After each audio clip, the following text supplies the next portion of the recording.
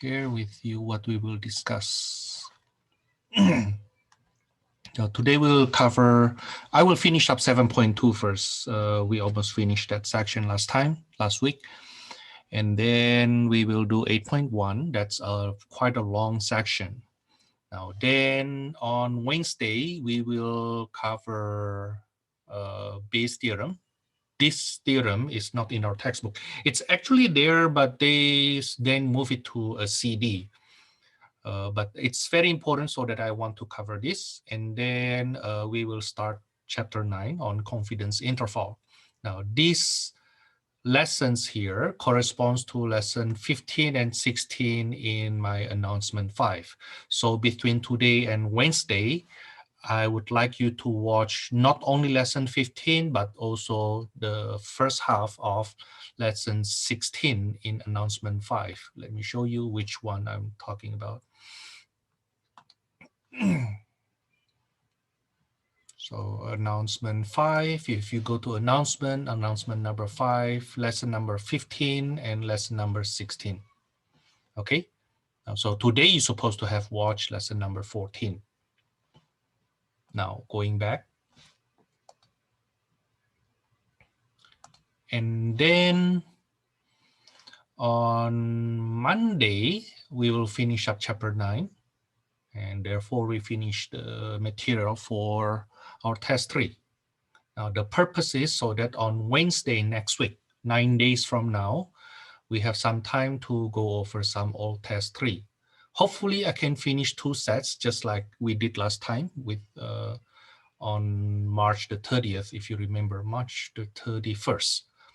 Hopefully I can do 2 sets with you and then another 2 sets with my elect students, such that at the end you and my elect students have a total of 4 tests to study from. Now then 2 weeks from now, Monday the 3rd, we will work on chapter 10. Now this chapter 10 will not be in your test 3, it will be in your test 4. May the 5th will be test 3. Okay, now the way we run the test, as I have mentioned on the first day of class, it is recorded, that it is done as mentioned in my announcement number 1. That's in my announcement number 1. Okay, the dates for the test already decided here, even the time. Okay. Now, I even mentioned that again and again in the previous discussion, if you watch the videos. If you watch the videos like on discussion April the 12th, right? If you watch that. If you watch the discussion on March the 31st, the discussion on March the 29th, okay? Go to Zoom and cloud recordings. It's all recorded here. Okay, so you tell me, I have a student says that Thomas, you didn't really post the announcement. No, it's already there. It's already there. In fact, the announcement for test 2 was actually posted 1 week before the test. I did it during the break. I did it during the spring break. Okay, so the only way that you don't realize that you don't really follow the lesson for 3 weeks, maybe 2 weeks, but that's long enough. You know, I don't want it to happen anymore because, as I mentioned in my syllabus, for the students who missed that test for any reasons other than the government, the one that government required me to accommodate, then for your test, there's no makeup tests, only one makeup test provided. Okay, so whoever missed this test too, no more makeup test provided for you in future. Okay, I have one student, another one student's already asked me for a makeup test since spring break because she has her grandparents actually pass away. And she asked me, Thomas, can I do it? Can I do it on the Saturday? Last Saturday, I say, no, you know what, if I were you, I'll give you another 1 week. So she will take the test on April the 24th. Okay. Now you will see that the only time I provide makeup test is on Saturday because that's actually my office hour. I don't really want to, how to say that? It's like you're supposed to attend the class for the test though. So what happens if you don't attend the class for the test? Then you don't choose the time for me. I will choose the time for you. Okay, and the time I choose will be on Saturday because most people actually free during Saturday. Thomas, what happened if I'm not free on Saturday? Then you make yourself free because you're supposed to be free during the test day. Okay. Anyway, that's for. Let me go back to the discussion. Please pay attention to that. The schedule, at least the schedule leading up to test 3. Okay, test 3 is May the 5th. Don't forget that. Now, again, the plan is in the next 3 meetings today, April the 21st and April the 26th, we will finish up the remaining material for test 3. Okay. Seems to be a lot, but actually, no, it's actually quite short. Of course, you need to practice a lot. Practicing doing problems will be the one takes a lot of time. Okay, now hopefully then on that Wednesday, the week before the test, we can do some problems such that during the weekend, you can study for your tests. And the Monday, we can move on to the new material. Okay, now let's go back to 7.2. There are some problems there that I didn't finish, so I want to do more. Number 41 basically review from what we had before. Number 41, the length of human pregnancies are approximately normally distributed with mean 266 days and standard deviation 16 days. So let X be the length of human pregnancy.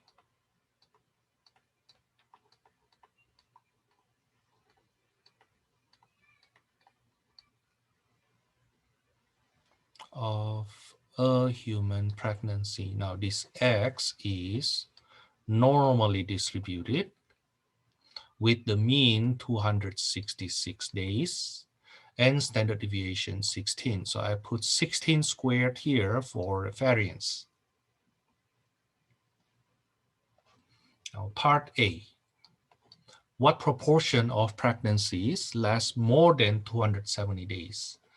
What is the proportion, probability that the pregnancy is more than 270 days? More than 270 days, let's say this is the normal distribution. The mean is 266, 270 is here, and we need the one greater than that. So the calculator notation will be normal CDF. The lower bound 270. The upper bound infinity, E99. The mean is 266. Standard deviation 16. Now grab your calculator, compute that.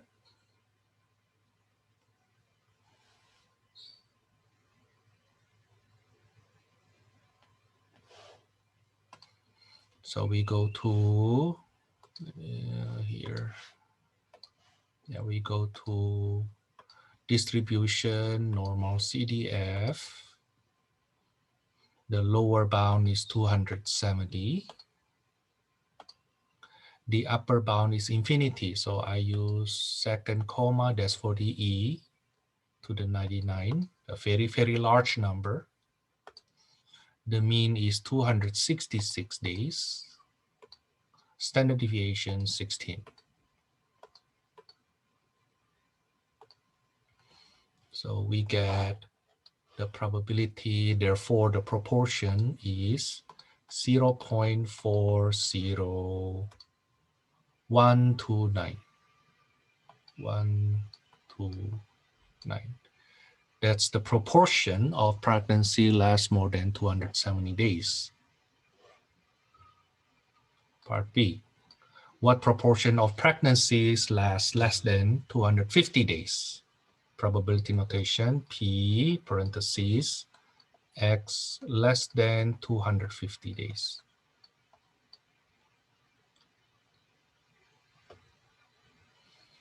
That is equal to, let's sketch the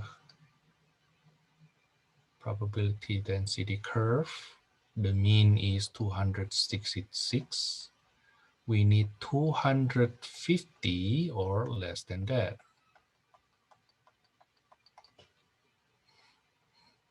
So the probability will be normal CDF from negative infinity, that's negative E99, up to 250. The mean is 266, standard deviation 16. Then I use my calculator again. That's normal CDF. Lower bound negative E99. Remember your negative, don't use the subtraction sign for negative. You need to use this negative, the one next to the enter. Negative E99, that's for negative infinity. The upper bound 250. The mean is 266, standard deviation 16. That's 0.15866. 0.15866. That's for part B.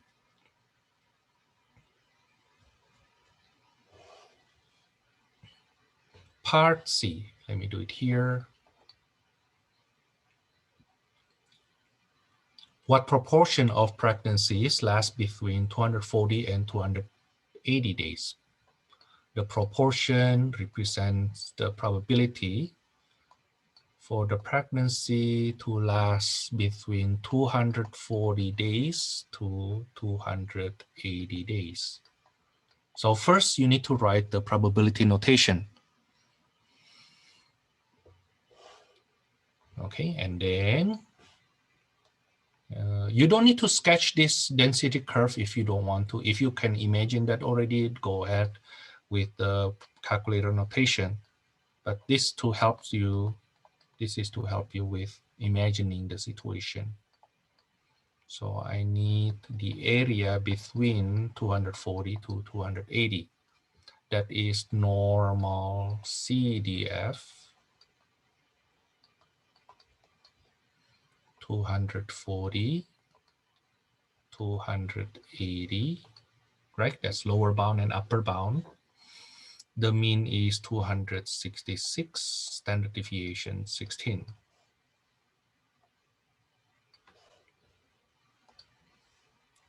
So second distribution, normal CDF, lower bound 240, upper bound 280. The mean is 266, standard deviation 16. 0.75713. 0.75713.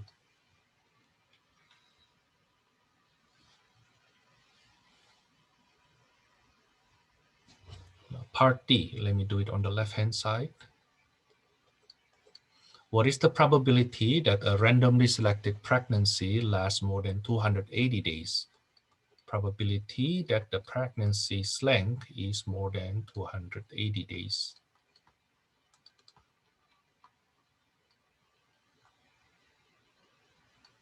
The mean is 266. We need 280 or greater than that. That's normal CDF.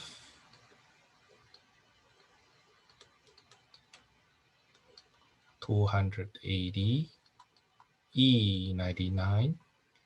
Let me write a little bit higher. 266 for the mean, standard deviation 16.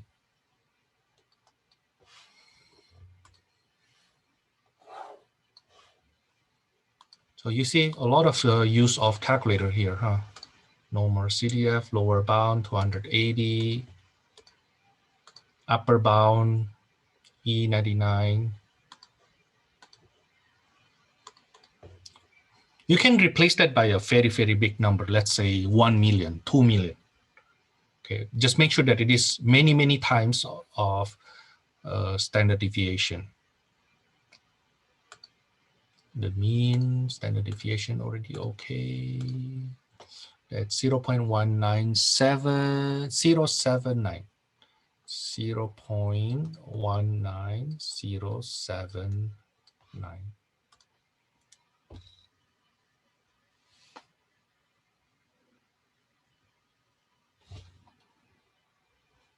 Now part E. What is the probability that a randomly selected pregnancy lasts no more than, means at most, 245 days? That's from negative infinity up to 245. Negative E99 up to 245. The mean is 266, standard deviation 16.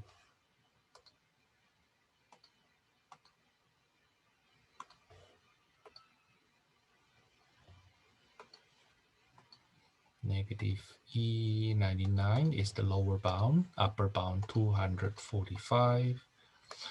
The mean already 266, standard deviation already 16. Boom. That's 0.09468. 0.09468. By the way, make sure you know how to use your calculator though. Okay, now part F. A very preterm baby is one whose gestation period is less than 224 days. So are very preterm babies unusual? Now to compute if it is usual or unusual, we need to compute the probability for that event to happen. If it is less than 5%, then we say it's unusual. Okay, so let's compute the probability of very preterm.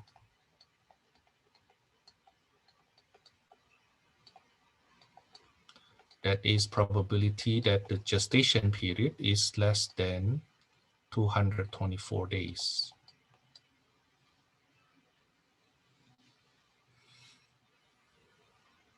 Okay, which is equal to Normalcdf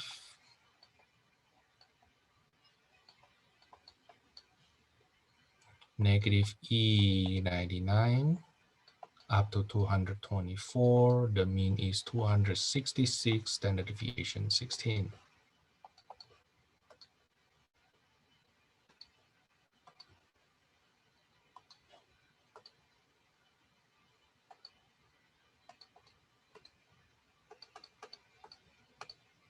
Zero 0.00433. Oh, very small. 0.00433.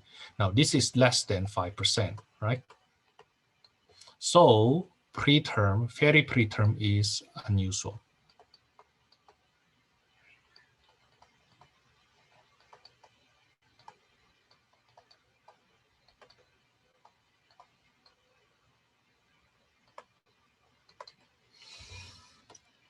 Okay.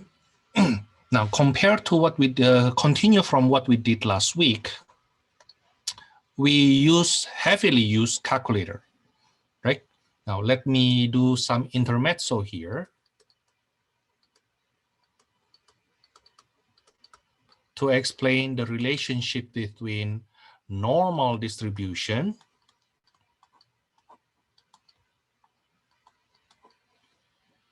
and standard normal distribution, whose mean is 0 and variance is 1.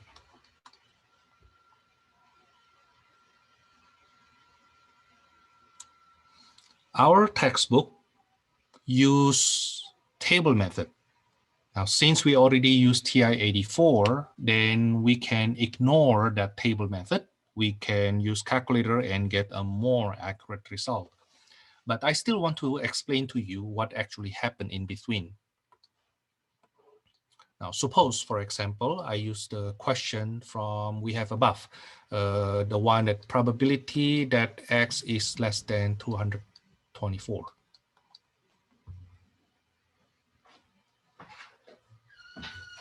What actually happens in between if we use table method? This is what happened. This is what happened. For us to compute the probability that the gestation period to be less than 224, we wanted to compute the area to the left of 224 on this normal distribution, not standard, just normal.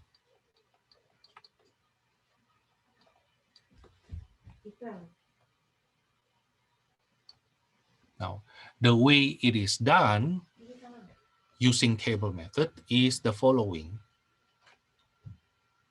We will convert that X score to what they call C score.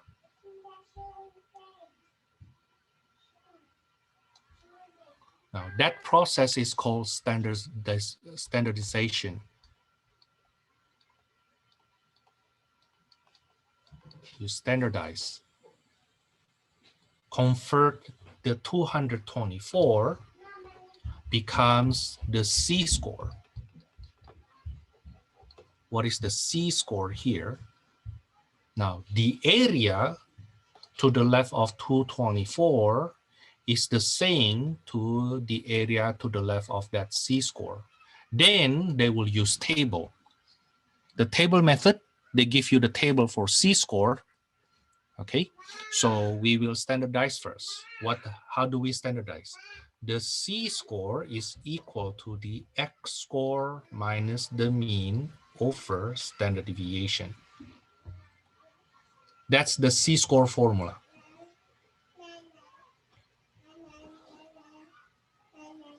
Okay.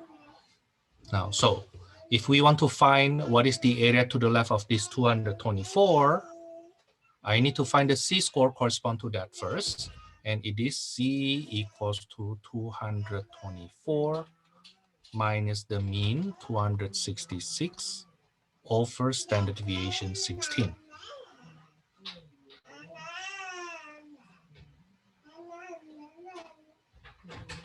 Okay, now I will use my calculator to compute.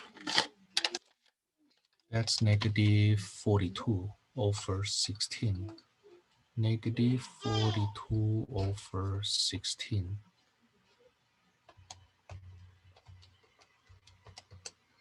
That is negative 2.625.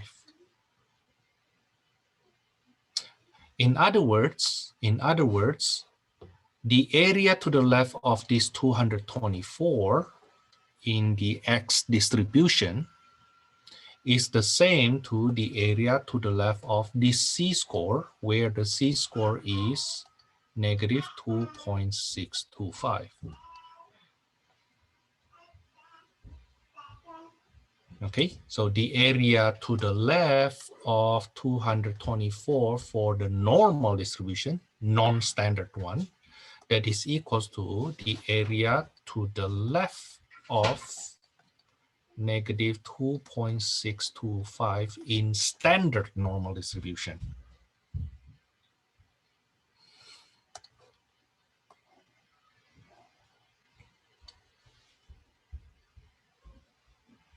Now then, if you use table, you look at the area to the left using table. But we can use calculator also. Like this is equal to Normalcdf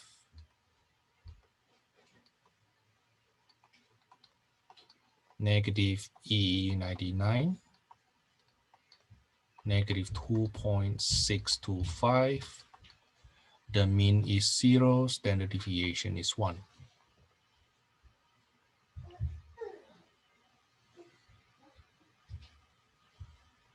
If you just need a C or a B in this class, you don't need to worry about this. But if you need an A for this class, you better know this. Okay, I always insert one question that requires you to know how to use this. I will show you an example later on. Okay, I will show you an example later on. But then if I use calculator here, Normalcdf, oops, sorry. Oh, what happened? Okay, Normalcdf,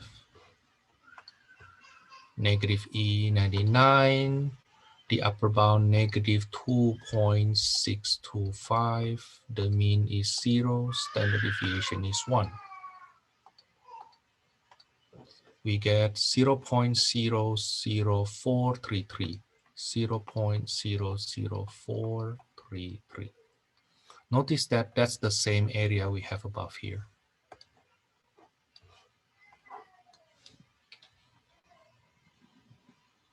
So Thomas, which way do you want us to do? You do the one I taught you earlier, this way. Okay, so why do you want to show us this? Well, because I want to show you what is the relationship between what we did earlier to table method.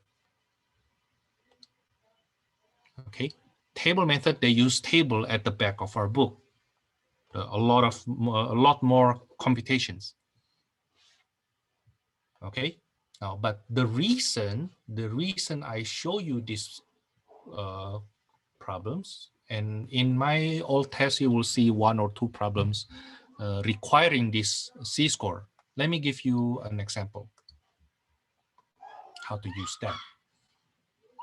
Okay, let me use green color for example. For example, okay, the height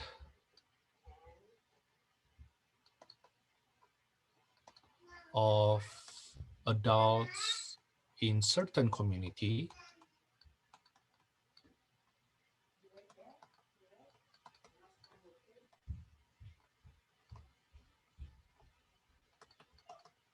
is normally distributed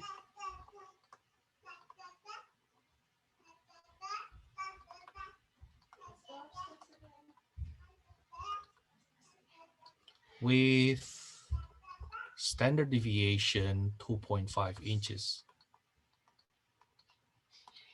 We don't know the mean, okay, but it is known that only 4% of the adults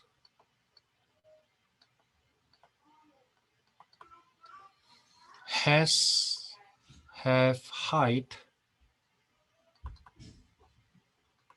more than 6 feet.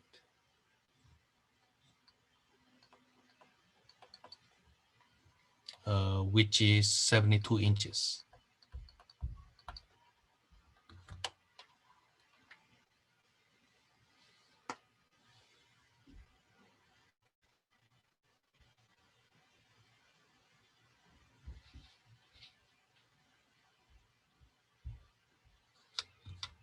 The question is, find the mean.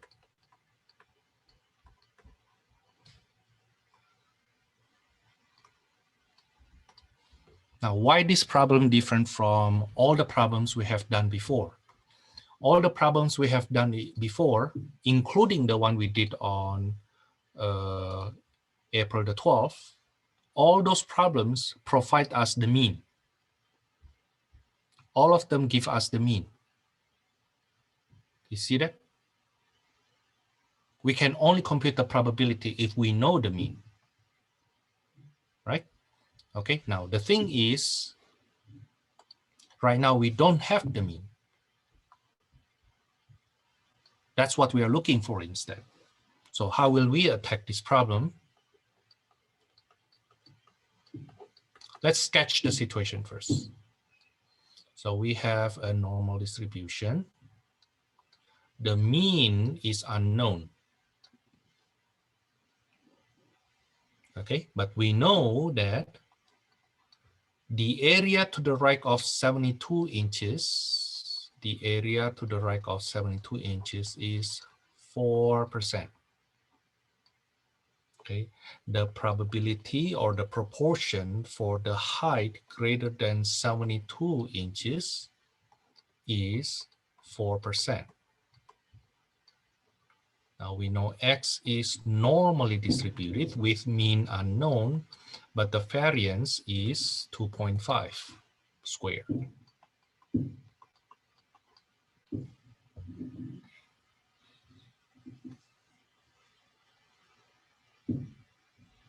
Now, how do we use this fact to find the mean?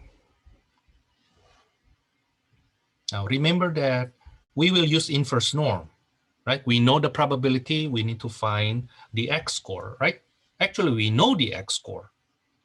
We know the X score, but inverse norm always use area to the left. So if the area to the right is 4%, what will the area to the left be?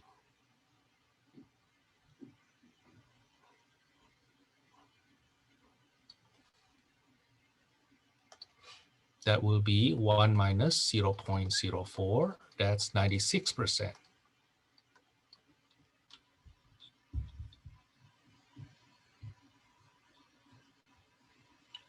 Now let's take a look on the C-score.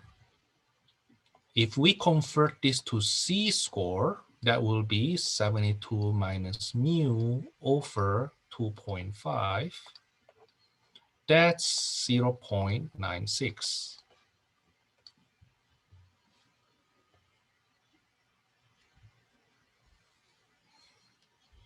We change it into standard normal. We standardize that. Okay, we standardize that. Basically now, the mean is 0. This is the C-score. Okay, and the area to the left is 96%.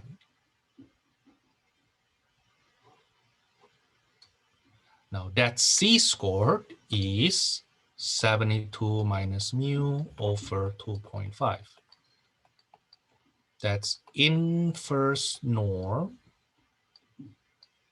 0.96. The mean is 0, standard deviation is 1.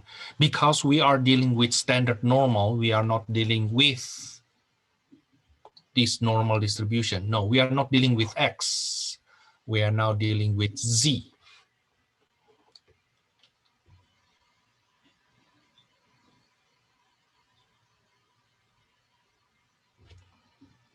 Now, according to our calculator, when I compute inverse norm, let me show you my calculator. So inverse norm is right below normal CDF. The area to the left, 0.96. The mean is 0, standard deviation is 1. I get 1.75069. Oops.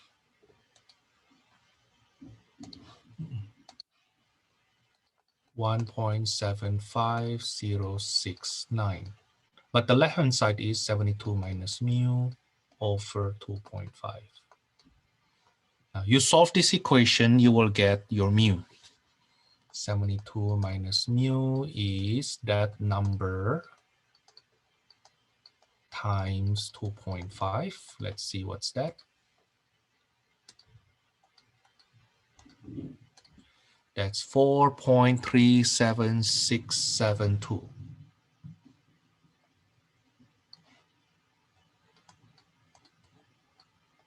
4.37672. 37672. So the mu will be 72 inches minus that 4.37672. Yeah, of course, you need to know some pre-algebra, right, to solve an equation. But that's something we expect from you, though. 72 minus that answer. 67.62328. 67.62328 inches. That's the mean.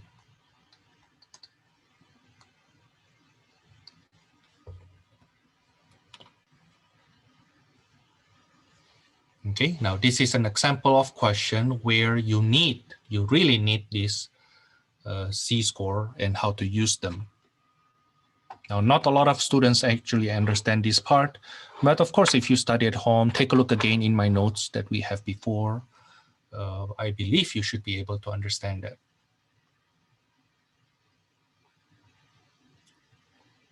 Okay, now let me go on. Number 43. Number 41 is just a warming up from what we learned last time.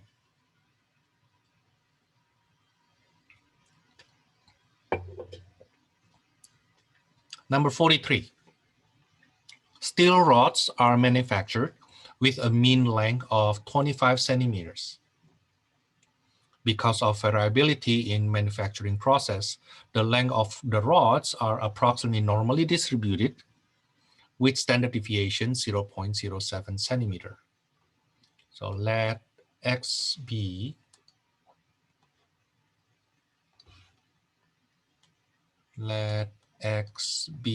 the length of a rod.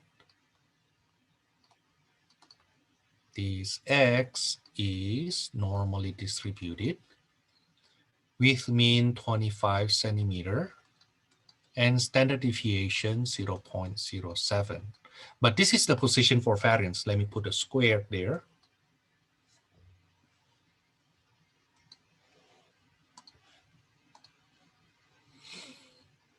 Okay, now part A. What proportion of rods has length less than 24.9? What is the proportion or probability that a rod has length less than 24.9?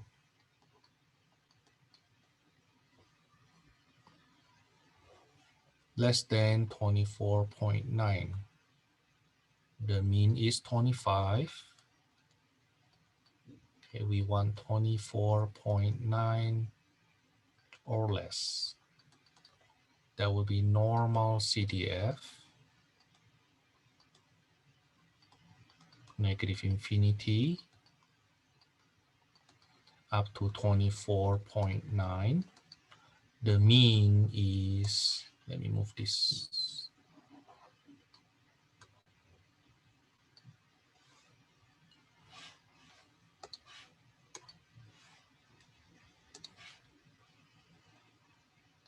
Yeah, the mean is 25. Standard deviation 0.07. Use your calculator to compute. Please do that. Please do that. Please do this. You do it, I do that too.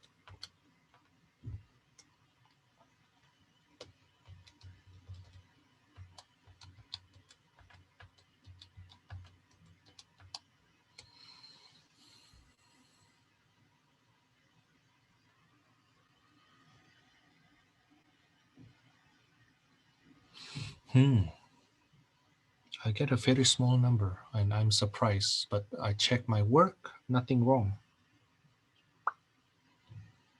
That's 0.07656.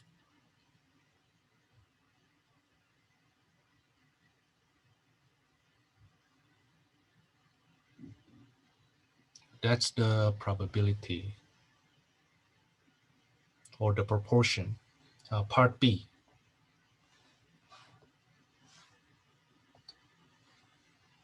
Oh, great. Thank you, Adrian. Okay, part B. Any rods that are shorter than 24.85 or longer than 25.15 are discarded. What proportions of rod will be discarded? Probability that it is discarded.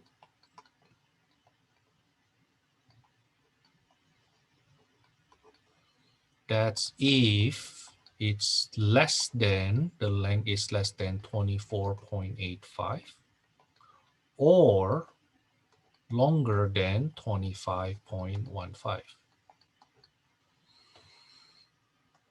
So let's take a look on the diagram.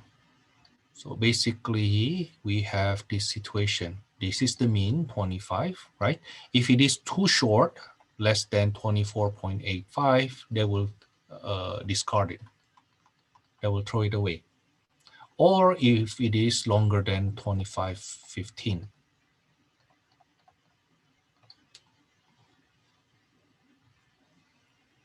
Now, there are two ways to do this. Let me teach you the first way first, the standard way.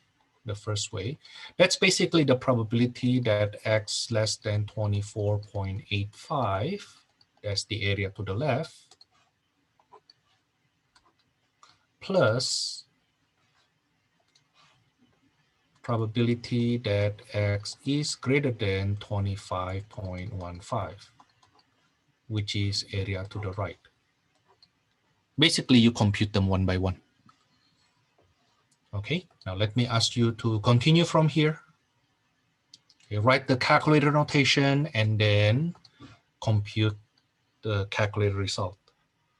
Let me give you 2 minutes to do this. Calculator notation will be Normalcdf, negative E99, 24.85, the mean is 25, standard deviation 0.07, plus, that's the yellow one, plus Normalcdf,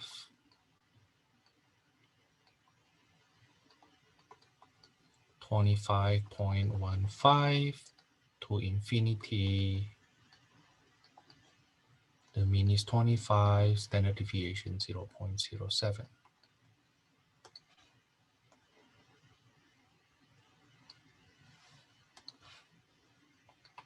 Okay, now then I compute each one of them.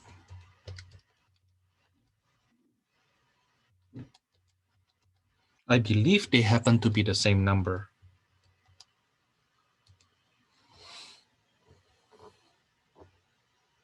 Yeah, 0.01606 plus 0.01606 also.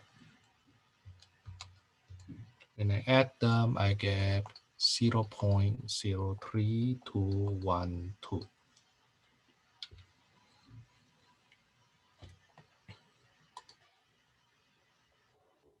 That is the first method. That is the first method. Let me show you the second method. The second method. My second method will be as the following. Probability that it is discarded, you throw it away, you cannot use that, is 1 minus the probability that it is accepted, right?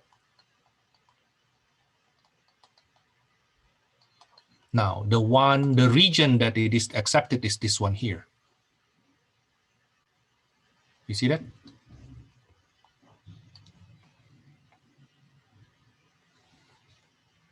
Okay, so that's 1 minus Normalcdf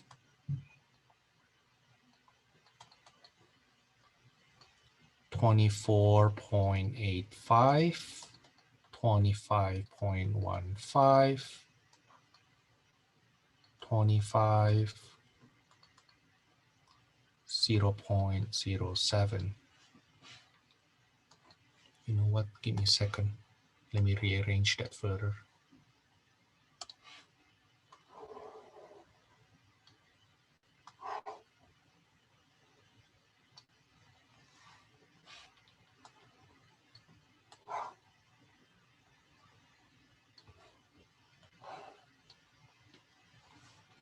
Okay, now that's the second method.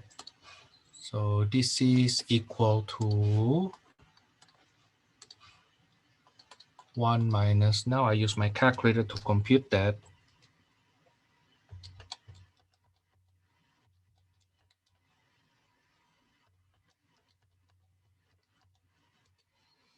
I get 1 minus 0.96788, which if I subtract from 1 will give me 0.03212. So the same result, right? The same result. So part B, there are two ways to do it. The first method is a standard basic method. The second method, we look at the area in the middle, which is the probability that it will get accepted. Now, part C is the interesting one. Part C, we continue from part B. Using the results in part B, if 5,000 rods are manufactured in a day, then how many should the plant manager expect to discard?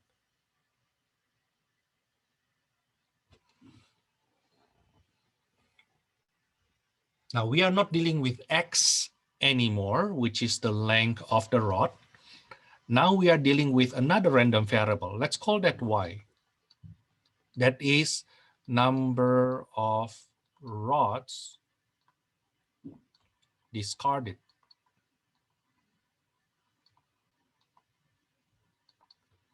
Now you have 5,000 rods, that's 5,000 trials. The probability that each rod to be discarded is 0.03212.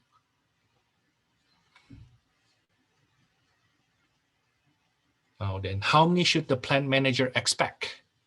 The keyword expect. Now the rod is either accepted or discarded, right? Okay, so it forms a binomial distribution.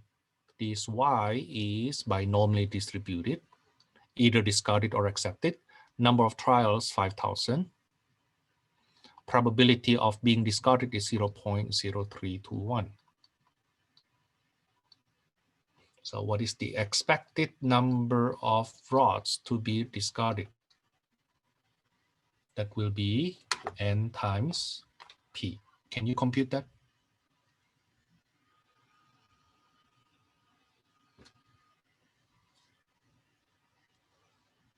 That will be N times C, 5,000 times 0.03212.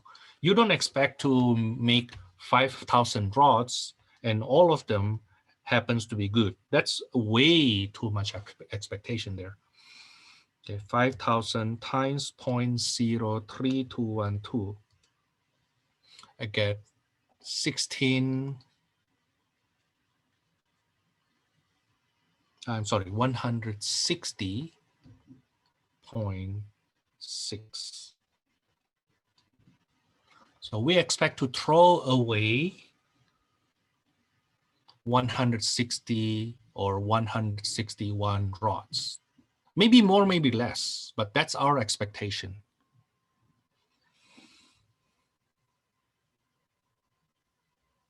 Okay, now notice that all of a sudden we go back to binomial distribution. The probability rod to be discarded is 3.2 something percent. If you have 5,000 rods, what is the expected number of rods to be discarded? Okay. Now, it's not because it is expectation, then we use binomial. No, it's because we think this way. There are 5,000 rods. The probability for each of them to be discarded is this. Okay, so how many do we expect to get discarded? Now, we assume the rods are independent, right? Okay, part D, even harder. If an order comes in for 10,000 steel rods, how many rods should the plant manager manufacture if the order states that the rods must be between 24.9 to 25.1?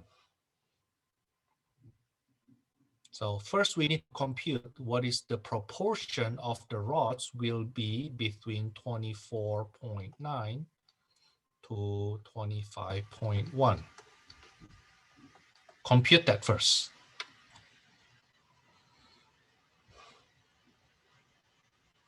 Okay, this question is a hard question, by the way, but it's doable. It's doable. This is hard, but doable. Hard,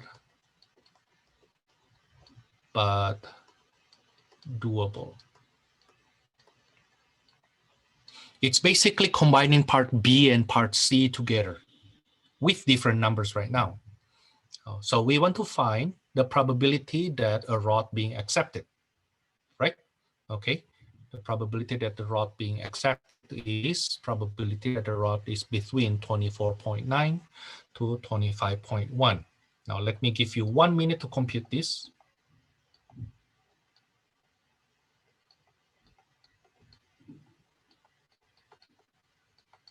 Lower bound 24.9, upper bound 25.1.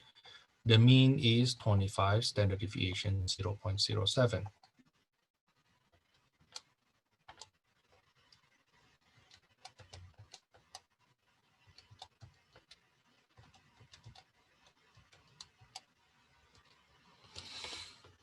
I get 0.84687.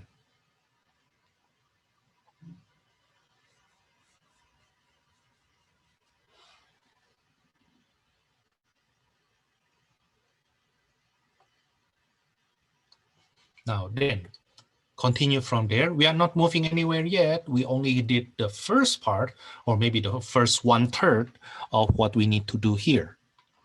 Now, we define then that Y be number of rods accepted.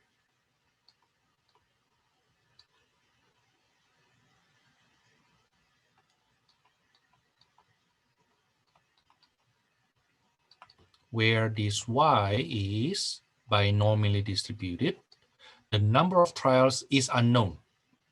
We don't know how many should be manufactured. In fact, that's the question. Okay, how many rods should be manufactured? How many rods should be manufactured? Okay, how many rods should be manufactured? That's our N.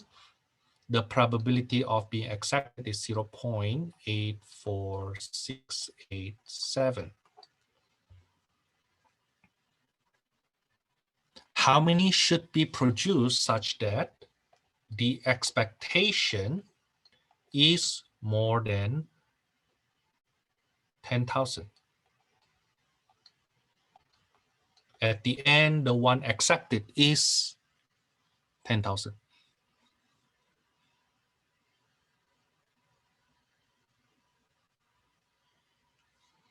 Does it make sense? So you know that you will not produce only 10,000. If you produce 10,000, some of them will be defective, right? Will be defect, then we cannot use, we cannot sell. We will produce more than 10,000. Now the thing is, how many more? How many more? Then let's call that N. Okay, let's call that N. N be the number of rods will be manufactured. The expectation later on will be more than at least 10,000.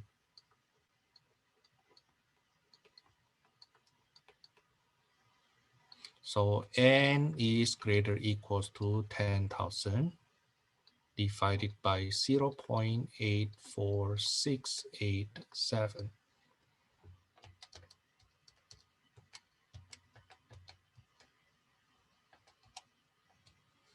I get, this is 11,808.1878. So use N at least 11,809 rods. So the plant manager should produce at least this number. Okay. Because when he produced this number, the expected number of rods resulted at the end is at least 10,000.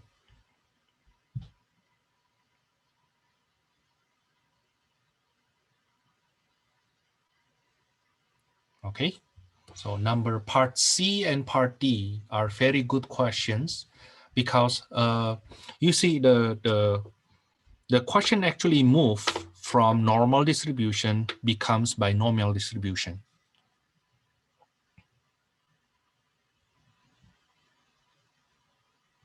Okay, so you need to compute the probability of a rod to be accepted first. That follows normal distribution. And then we see how many rods should be produced.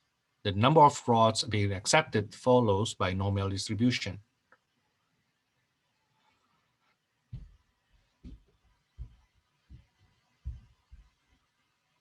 Okay. Now let me do one more problem. I think this is the last problem. Oh, you know what? I can ask you to do this problem here. Let me explain first the situation. So number 47, the mean incubation time of fertilized chicken eggs kept at 105 degrees Fahrenheit in a still air incubator is 21 days. So let X be the incubation time.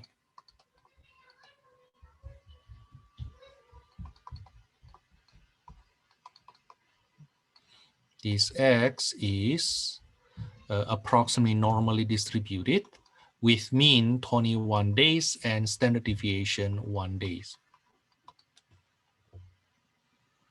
Okay, now part A. Determine the 17th percentile.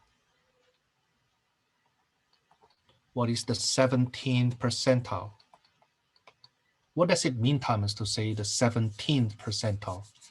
17th percentile is this. Find the X score such that the area to the left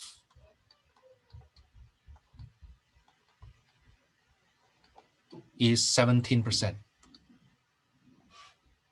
Such that the area to the left is 17%. Okay, basically we're saying the following. Okay, the probability that X to be less than P17 is 17%.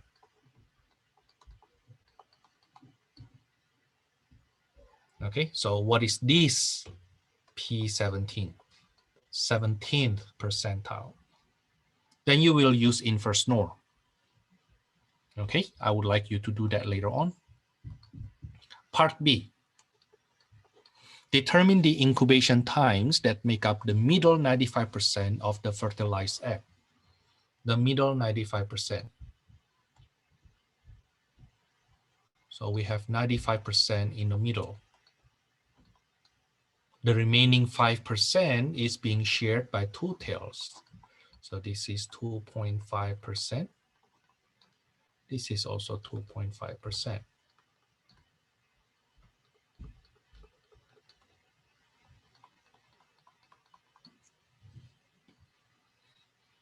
Okay, let's call this C1 and this is C2. I help you with C1. You try to formulate C2 and compute. Okay, now we want to find C1. What is C1? Probability that X, the incubation time, to be less than C1 is 2.5%. So C1 will be inverse norm, area to the left. Remember, it has to be area to the left. 0.025, the mean is 21, standard deviation is 1.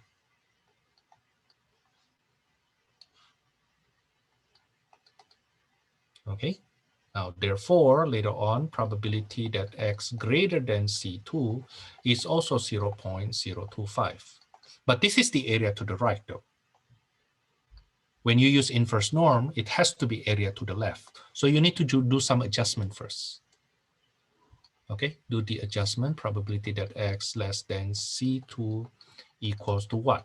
and therefore C2 equals to inverse norm what? So on and so forth.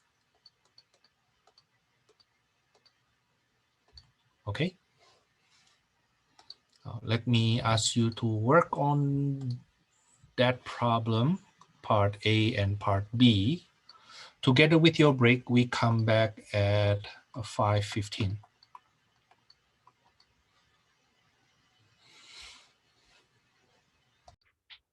So what is P17? The 17th percentile. That will be inverse norm. Area to the left, 17%. The mean is 21. Standard deviation is 1.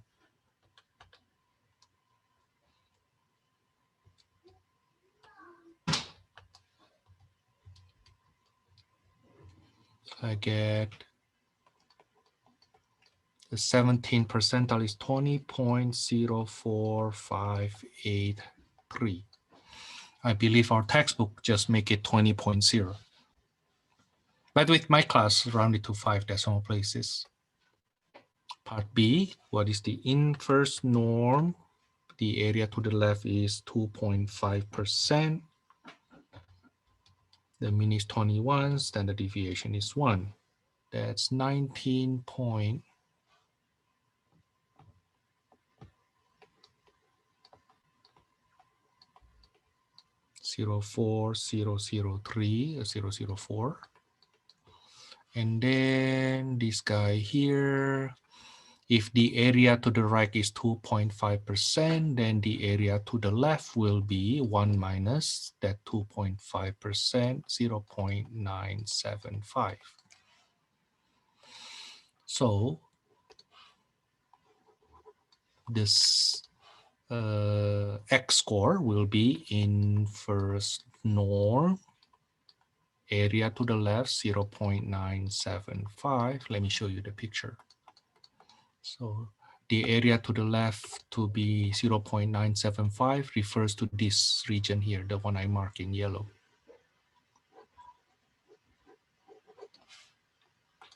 Okay, that's the one. Comma 21, comma 1.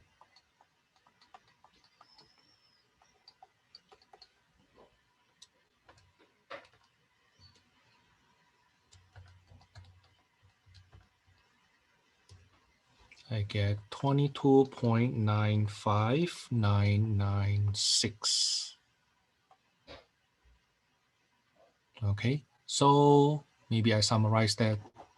So the incubation period, incubation time,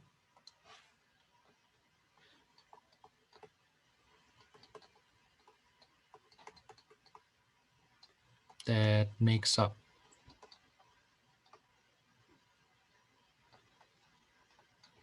the middle 95%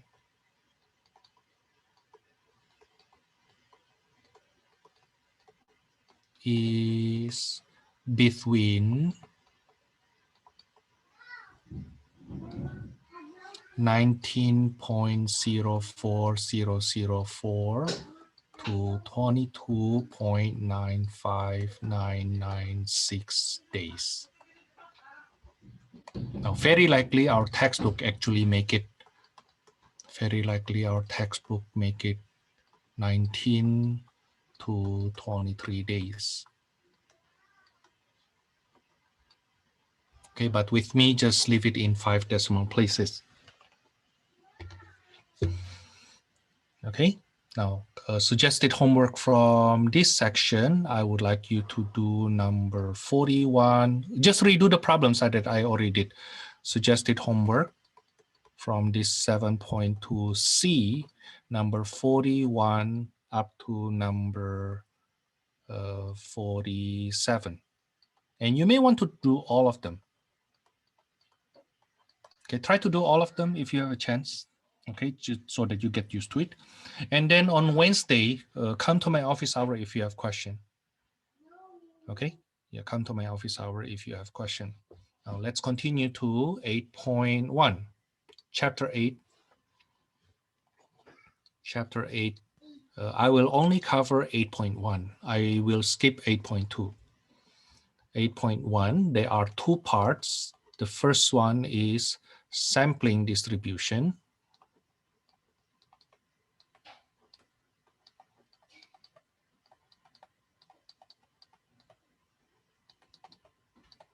And the second part is central limit theorem.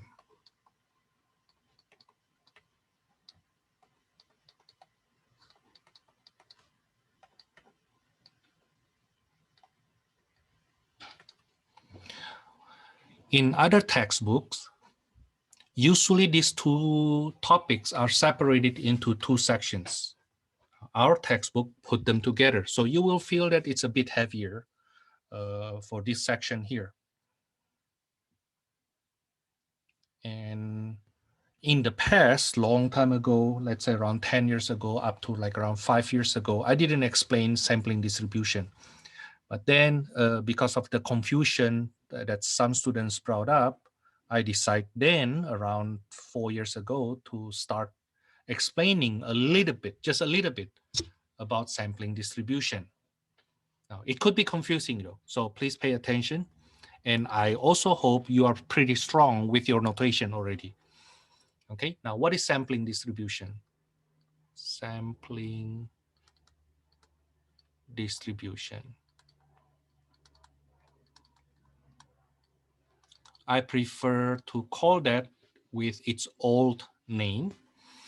In the past, they called that distribution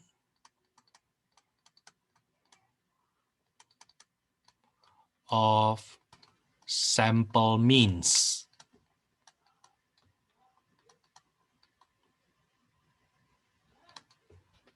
That's the distribution of sample means.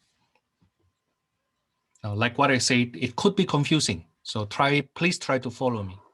Okay, please try to follow me. I will give you an example and only one example.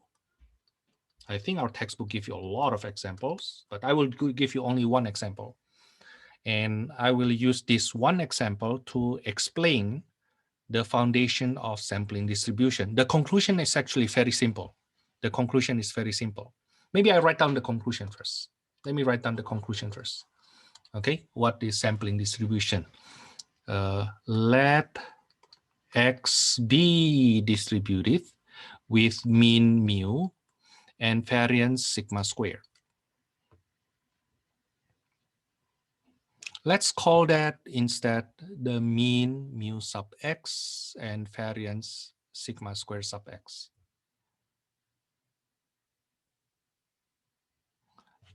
Then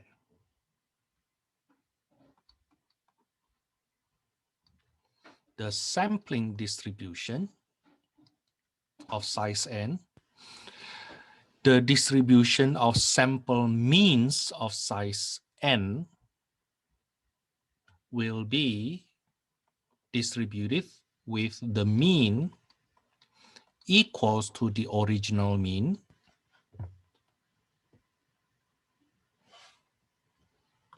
and the variance equals to the original variance divided by n. Now, it's all notation right now. It's all notation right now. At this point, if you're confused, you're normal. Don't worry about it. I need to explain it into some more details. And I will explain this sampling distribution using an example. Okay, now let me start with this example 1. Let X be, let's say, 3, and then 7, and then 11. Equally likely.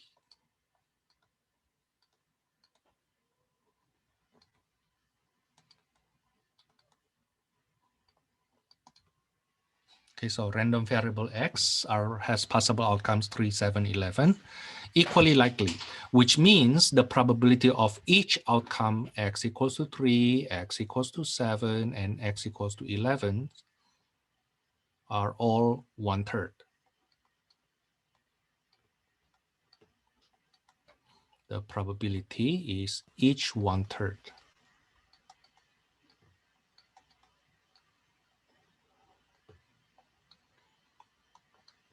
Okay, now what I want you to do, please follow me though. If you really want to learn this, please do it. Okay, otherwise you may get confused. Thomas, what's that again? What is this again? You lost me because you don't follow me to start with. Okay, please do this. I want you to compute the mean. So do the first extension and the second extension, the mean and the variance. Now we have done this many times, so I do expect you to know how to do this.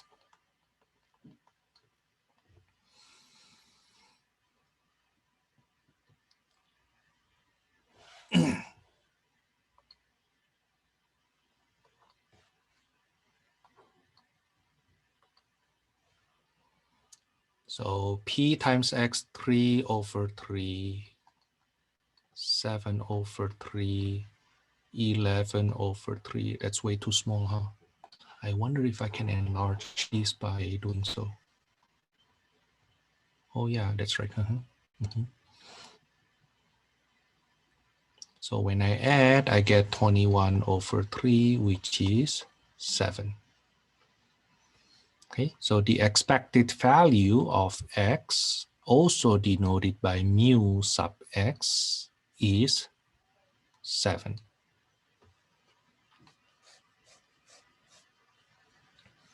How about the variance of X, which is also denoted by sigma squared X? Then I need to do the second extension. Okay, 3 squared is 9, 7 squared is 49, 11 squared is 121. Multiply by the probability, that will be 9/3, 49/3, and then 121/3. So when I add them, I get 130, 179/3. 179/3.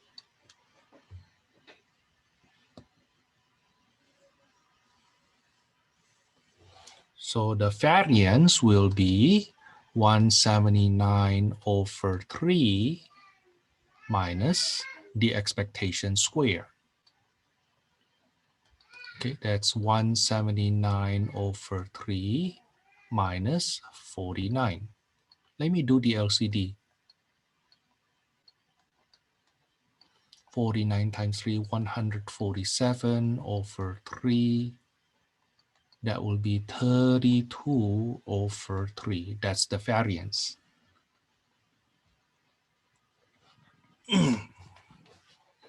I think so far you can follow. And I hope you follow me in writing.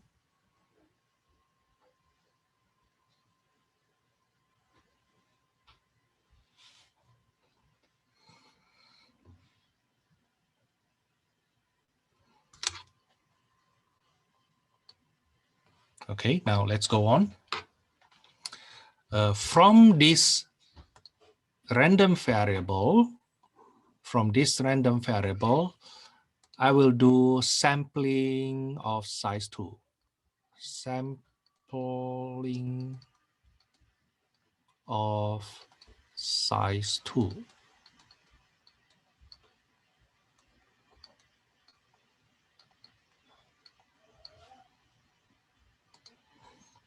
How many possible outcomes if you do sample of size 2 with repetition allowed? Repetition allowed.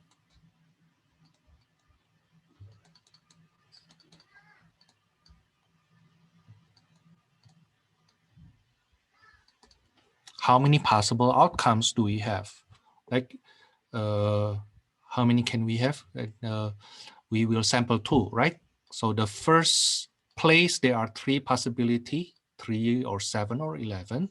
Okay, and the second sample element There are also 3 because repetition allowed. So there will be 9 possible outcomes. 9 possible sample of size 2.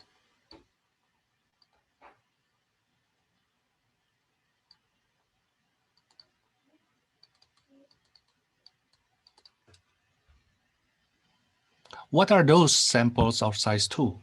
Let's list them. Notice that X are 3, 7, 11, right? Okay, so if I do sample of size 2, what are the possibilities? So call that X1 and X2. According to our computation, there should be 9 possible samples of size 2.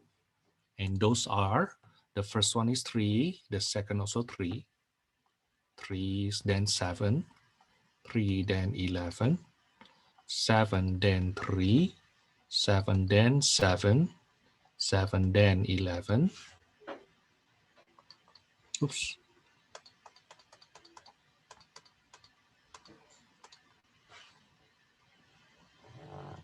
7 then, I'm sorry, 11 then 3, 11 then 7, 11 then 11. In other words, if you have a box containing these 3 numbers, and then I tell you to select 2 elements, repetition allowed, what are the possible outcomes?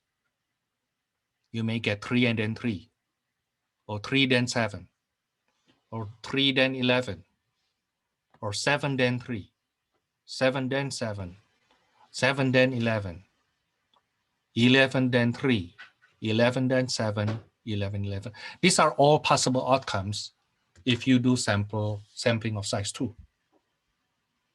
Are you with me? Like there's no other way. There's no other way. If I tell you to pick 2 elements from here, repetition allowed, these are all the possibilities and nothing else. You cannot have all of the sudden 8 then 12.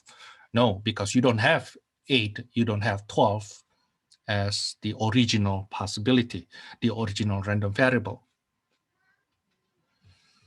Okay, now these are the overall possible outcomes. Remember, I said again, these are the overall possible outcomes of sampling with size 2 from this original population. Let me say it again. These X1, X2 are all possible outcomes of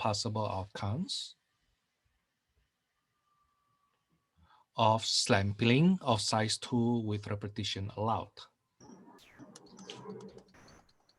Professor, I have a quick question. Uh-huh. So I'm getting stuck on what you exactly mean by size 2. Would size 1 be just the normal sample of 3, 7, and 11? Yes, huh? Okay. Size 2 means you randomly select 2 elements from here. Okay. Repetition allowed. Okay. So size 3, you will get 3 from there. Like maybe you get 7, and then you get 11, and then you get 11 again. That's sample of size 3. Okay, got it. Okay. Okay. Mm-hmm. Now, these are all possible outcomes of sampling size 2. Now, for each sample of size 2 you get, you can find the sample mean. What is the sample mean? Well, basically the average of those 2 numbers, right? So for example, this guy here, X bar, that will be 3 plus 3 over 2. That's 3.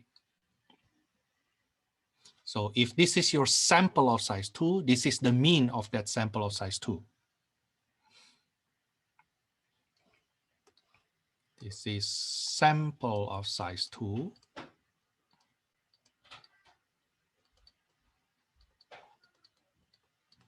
This is the mean of that sample of size 2.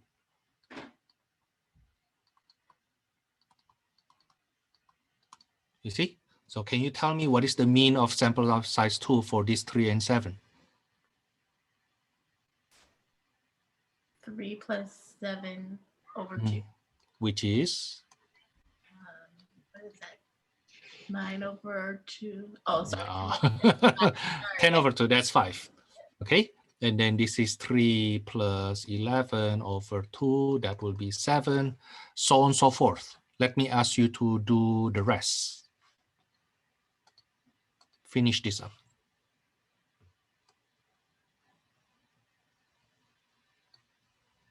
Now, in fact, I want you to go on further later on. To extend this, the probability for each sample here is 1/9. Why 1/9, Thomas? The probability to get a 3 and then 3 is 1/3 to get a 3 and another 1/3 to get a 3. Probability to get 7 and then 11. To get 7 first is 1/3. To get 11 is also 1/3. So you will see the probability for each sample of size 2 here is 1/9.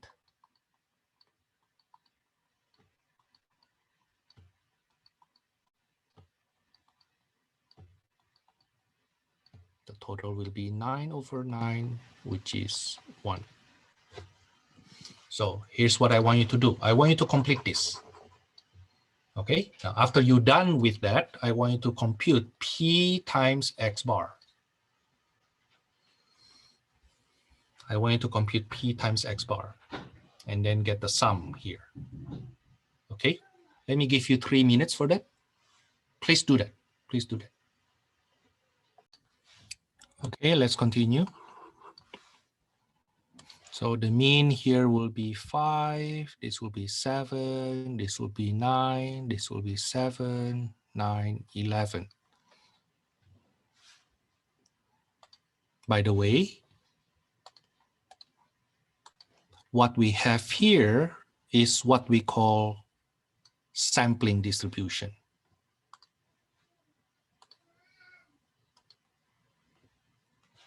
This is what we call sampling distribution.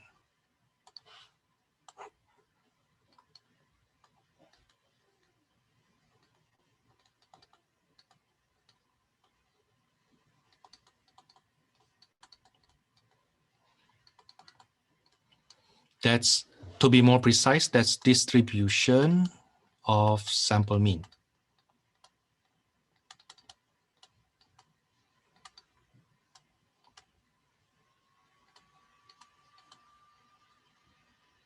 Now, because that's a sample mean of size 2, we usually use this notation for the X bar. We put subscript 2 to denote that's a sample mean from sample with size 2. Okay, so notice that this sampling distribution is actually the consequence of the original distribution we have earlier. This one. This is the random variable, right? That's the random variable. And this is the distribution of that random variable. If you do sampling with size 2, then you come up with this sampling distribution, the one I box in blue. That's the sampling distribution. Okay, now let's go on. I will find P times X bar. That's 3 over 9, 5 over 9, 7 over 9, 5 over 9, 7 over 9, 9 over 9, 7 over 9, 9 over 9, 11 over 9. Which, if I add them, I will get 15, 20, 36, 42, 51, 60,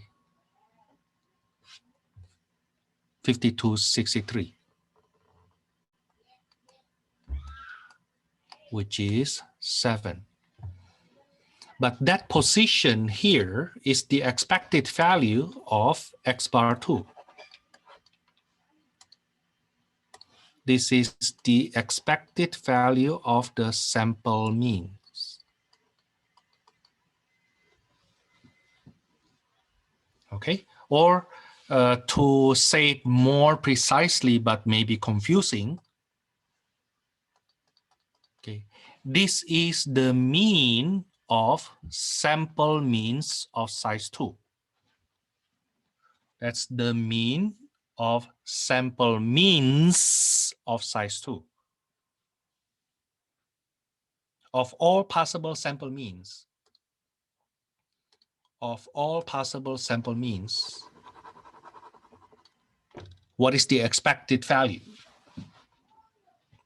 Okay, now then you see that the mean of the sample means is equal to 7. Now that actually to confirm the conclusion we try to get, that the mean of the sample means of any size n is equal to the mean of the original distribution. Okay, the mean of the sample mean of size 2 is 7. The mean of the original distribution is also 7. Okay, so the mean of the sample means will be equal to the means of the original distribution.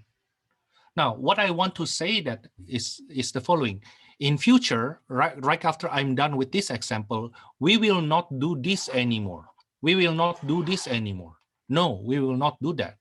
This is just an example to show you what's the difference between the mean of the original distribution, that's mu sub x, the sample means, which are these guys here, these are the sample means, and the mean of those sample means.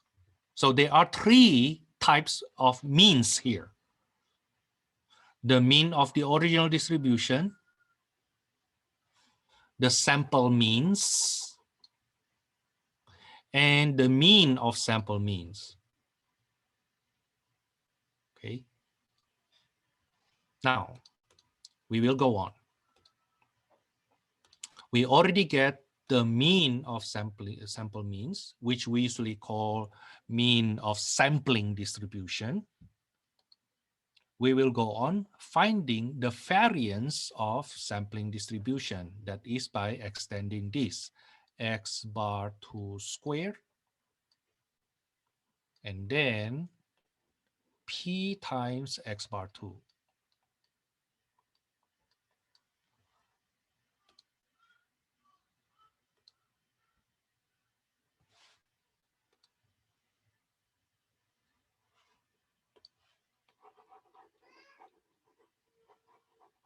Now, let me give you some time to complete this. So this is basically 3 squared, 5 squared, 7 squared, and so on and so forth, and then multiply by the probability. Okay, let me give you an example. Let's say I pick this one here. Let's say I pick this one. X bar 2 is 7, so X bar 2 squared is 7 squared, which is 49.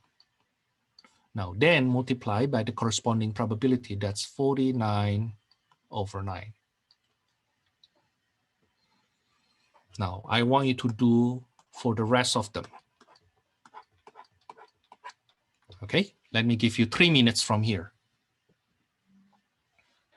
So 5:52, let's say. Okay, please do it. Okay, let me start. You may not be done yet, but you will see it's very similar. So 3 squared is 9, 5 squared is 25, 7 squared is 49, 5 squared is 25, 7 squared 49, 9 squared is 81, 7 squared is 49, 9 squared is 81, 11 squared is 121. Now each of them multiply by the probability, which happens to be 1 over 9. That's 9 over 9, 25 over 9, 49 over 9, 25 over 9, 49 over 9, 81 over 9, 49 over 9, 81 over 9, 121 over 9. Which, when I add, I need to be patient in adding this, 9 plus 25 times 2 plus 49 times 3 plus 81 times 2 plus 121. That will be 489 over 9. Now then the variance of this sampling distribution of size 2 will be 489 over 9 minus 7 squared, the expectation squared, right? Okay, this is 489 over 9 minus 49.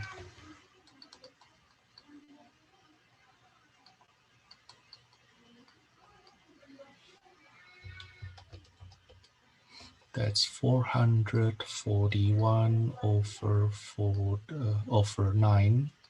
So this will be 48 over 9.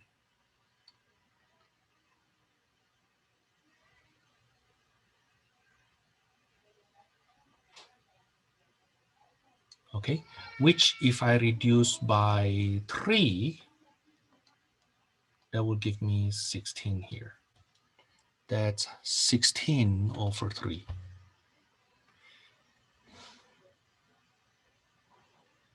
Now I want you to compare the variance of, it's kind of hard to see here, huh? You see, this guy. The variance of the original distribution is 32 over 3. The variance of sampling distribution with size 2 is 16 over 3. You divide by 2, which is the sample size. Divide by 2, which is the sampling size. Okay, so the summary I want to make is the following. That is, give me a second.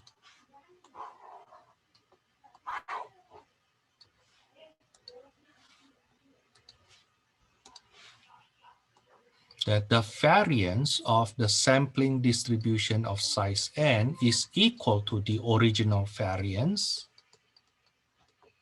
divided by n. Or maybe you prefer the following notation. That's the variance of sampling distribution of size n. Okay. What is the reason, Thomas, you like to use notation so much? Because if I don't use notation, I need to write them in words. That will be so long to write, and you will complain, Thomas, why is it so long? Well, for us to describe this situation in precise way, then we also need to describe that basically in precise way. Okay, so instead of writing it in words that you shorten here and there, why don't we just use notation? Okay, this is the variance of sampling distribution of size n is equal to the variance of the original distribution divided by n. Okay, now that's the same with this. Now, consequently, then the standard deviation of the sampling distribution of size n is equal to this. If you do square root here, you do square root here also, right? Okay. Now, but when you do square root on the right-hand side, you will get the standard deviation of the original distribution divided by square root of the sampling size.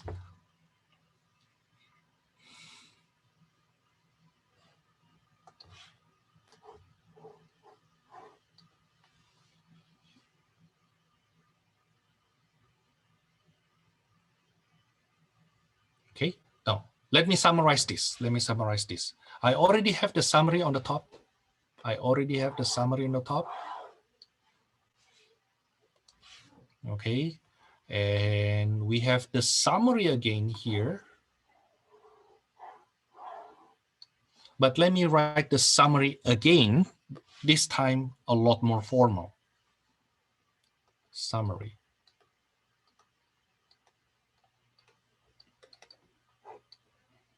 Let X be distributed with mean mu sub X and variance sigma squared X. Now, of course, it implies the standard deviation is sigma subscript X, right? Okay, now then, the sampling distribution of size n will be distributed such that the mean is the same to the original mean. The mean of sampling distribution are the same. These two are the same. The variance, however, the variance of the sampling distribution is the original variance divided by sampling size.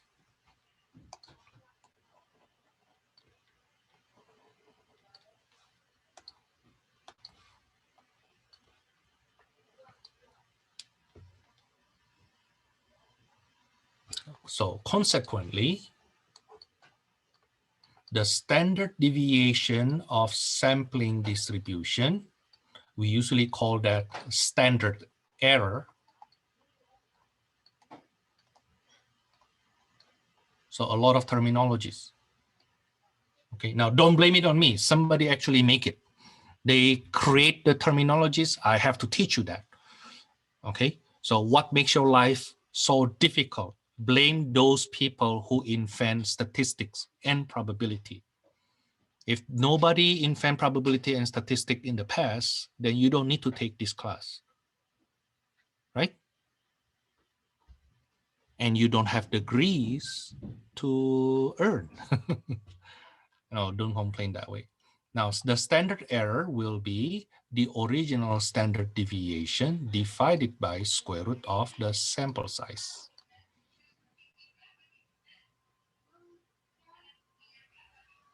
Okay, now let's do example from here. Let's do an example here. Let's see the first one. Let X be distributed such that the mu equals to 100 and the standard deviation is 15. What can you say about the sampling distribution of size 3? What is the mean?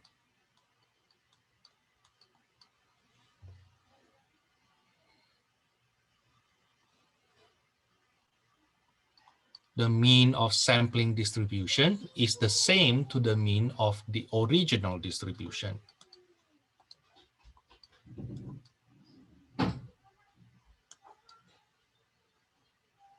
Okay. Now, how about the standard error?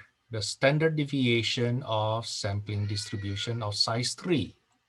That will be equals to the original standard deviation divided by the square root of 3. Now notice that this is standard error. Okay, if we talk about the variance, the original variance is 15 squared. So the variance of the sampling distribution will be 15 squared over 3.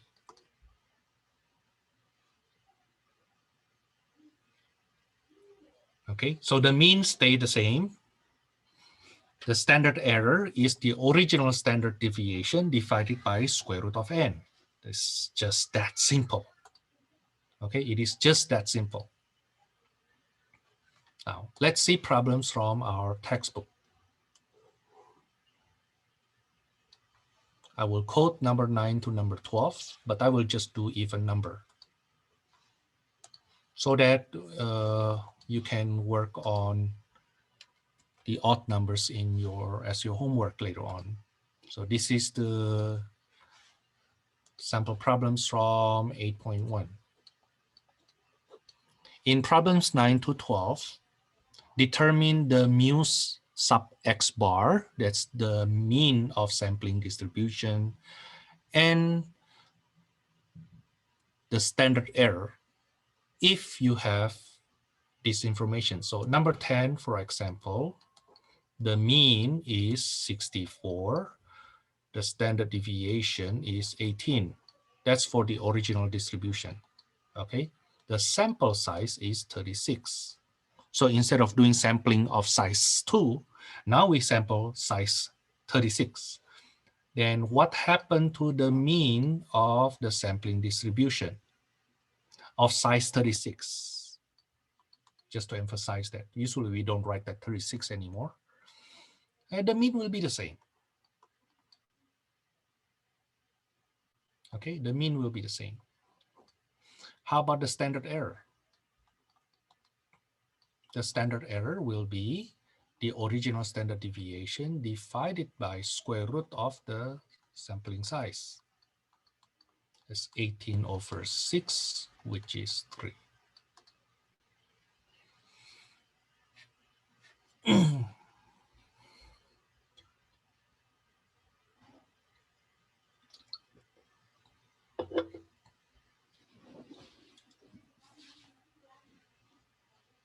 Okay, number 12. The mean of the original distribution is 27. The standard deviation is 6. Sampling size is 15. So what happened with the mean of sampling distribution?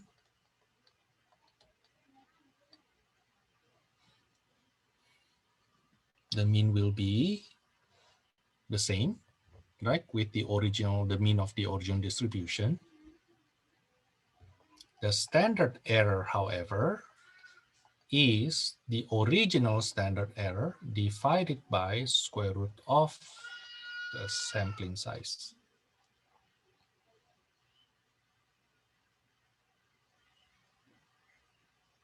Okay, and I will just leave it like that. If you want to use calculator, go ahead. Now, of course, if you go to higher statistic, then you should be able to rationalize the denominator. Multiply by radical 15, so we get 6 radical 15 over 15, and then reduce by 3. Okay, but don't worry about that. All I need you to memorize is what this sampling distribution is doing. That's for now. Okay, to make sure that you really get it, let me ask you to do this example. Example 2. Let X be binomially distributed with n equals to, let's say, no, that's too hard if I do it that way. No, let's say the mean is, let's say, 45, and the variance to be 20. Now, how will X bar 10 be distributed? What is the sampling, the mean of the sampling distribution? And how about the variance of the sampling distribution? After that, how about the standard error? Okay, you tell me. Maybe in 1 minute. Write it down first.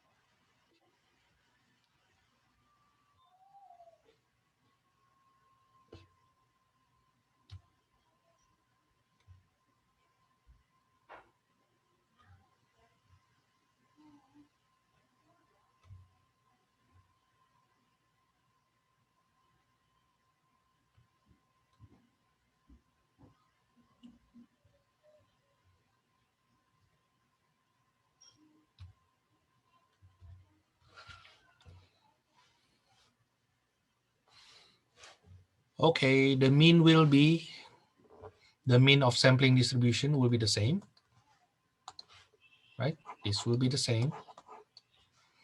The variance of the sampling distribution will be the original variance divided by sampling size.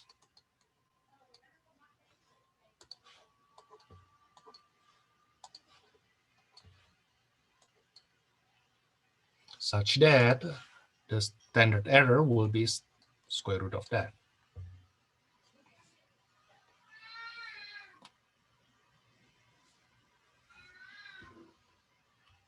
Okay, now I'm done with the first part. So you see that all this the example one that I gave you here, together with the summary, only to explain this thing, only to explain this thing, only to explain this thing. Oops, sorry. Only to explain this thing.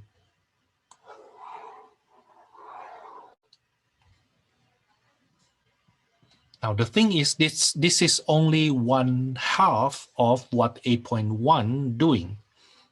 8.1 correctly continue with central limit theorem. Part B, central limit theorem.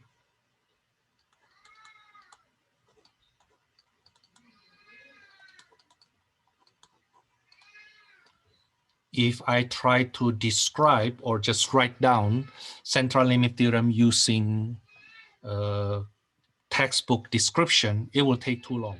As I remember, I once saw in the book, let me check. Central limit theorem. Where's that?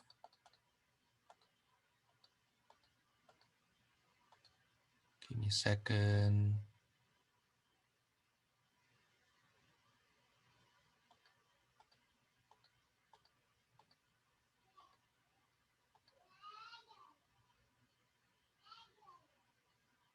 Oh, our textbook doesn't even say concluded. Oh, here.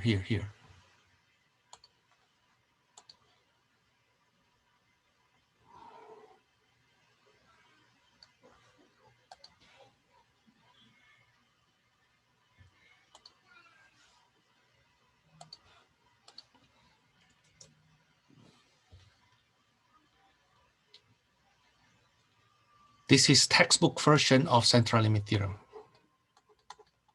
My version will be the same. This is textbook's way to summarize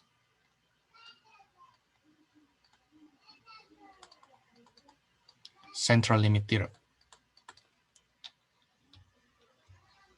Now let's see how Thomas will summarize central limit theorem. Okay, this is how I will summarize that. Central limit theorem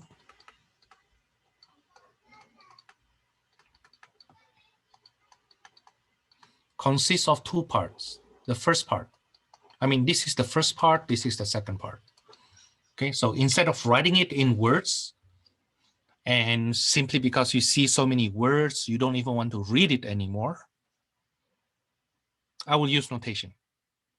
Okay, and here's the notation. X is normally distributed with mean mu sub x, variance sigma squared sub x.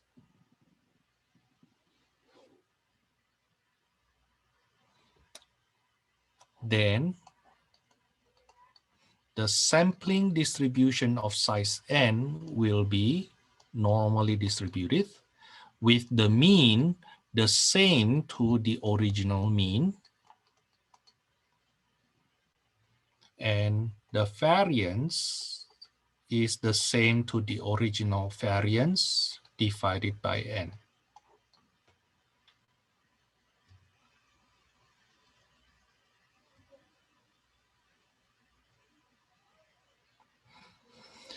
Okay, let's look back a little bit. If I erase this normal distribution,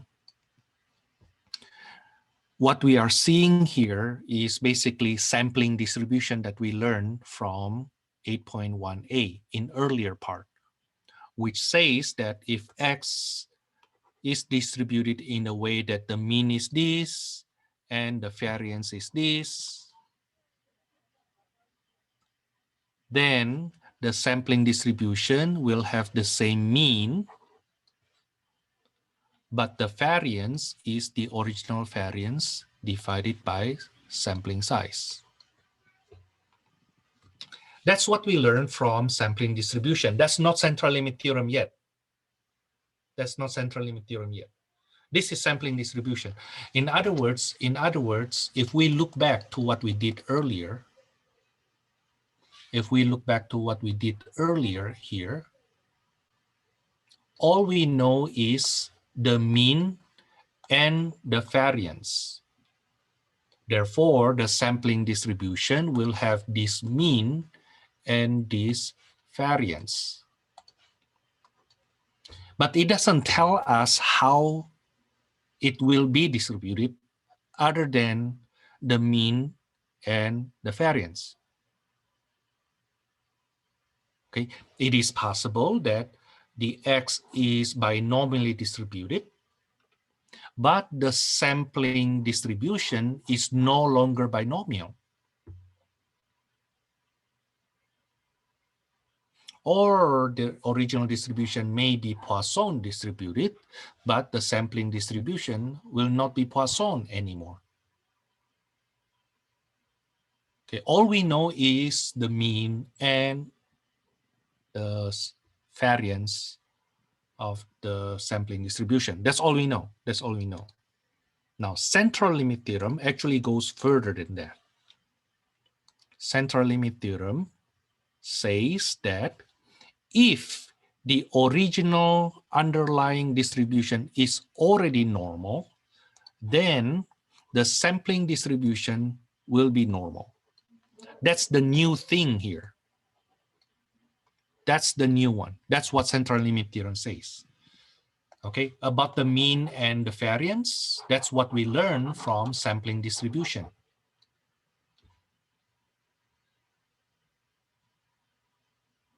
Okay, central limit theorem says that if the underlying distribution is normal, then the sampling distribution will also be normal.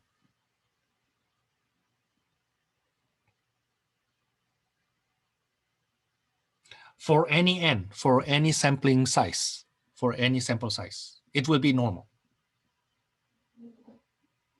Okay. Now let me summarize my writing instead of writing that long on the right-hand side. Let me make it a lot shorter here.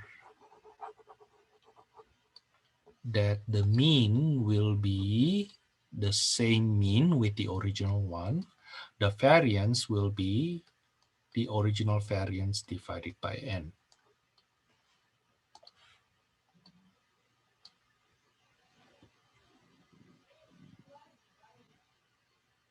Okay, now this is for any sample size, whatever the n is, whatever the n is. Now that's what the first part here actually says. If the original population is normal with the mean mu and standard deviation sigma, then what happened with the sampling distribution? The mean will be the same. The mean of that sample mean will be the same to the original mean. Okay, the standard deviation the standard error will be the original standard deviation divided by square root of n. If we see from variance point of view, sigma squared of x bar equals to sigma squared over n.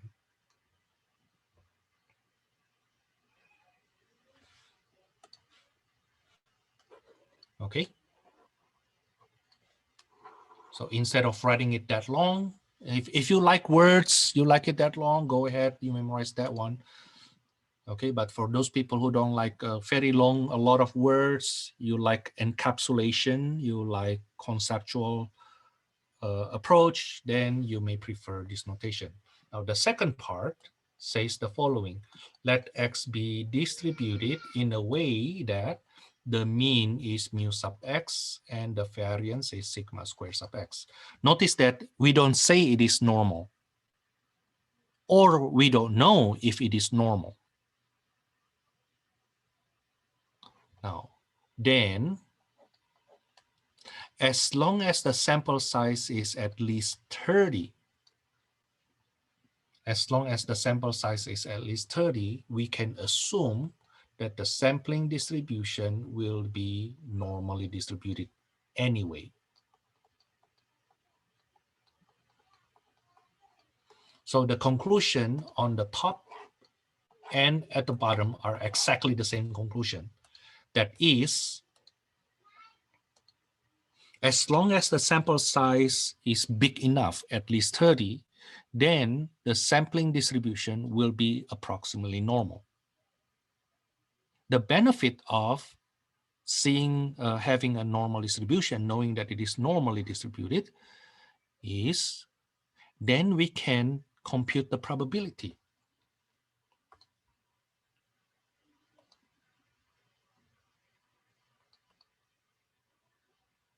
Professor, really quick, so n always has to be 30 in order for it to be at least 30. At least 30.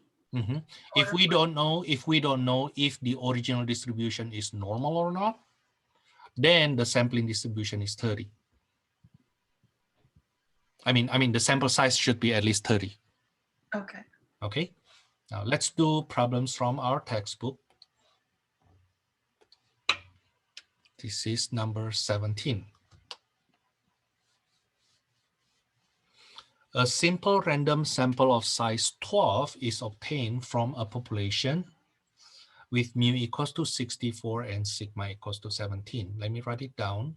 The n equals to 12, the mu is 64, sigma is 17. Now part A, what must be true regarding the distribution of the original population in order to use normal model to compute the probabilities? What should X be so that the sampling distribution becomes normal? Now, notice that the sample size is less than 30. Right? The sample size is less than 30. So for us to be able to use this conclusion here, the underlying population has to be normal. Okay? The underlying population needs to be normally distributed.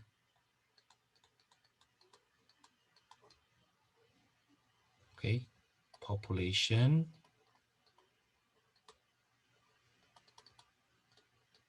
needs to be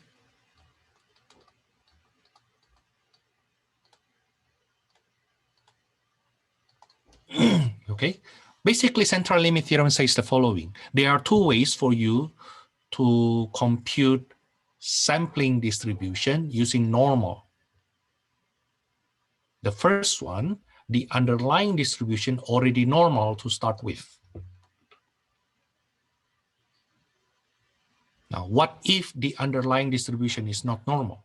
Then the sample size has to be at least 30. Those are two different ways to achieve sampling distribution that is normally distributed.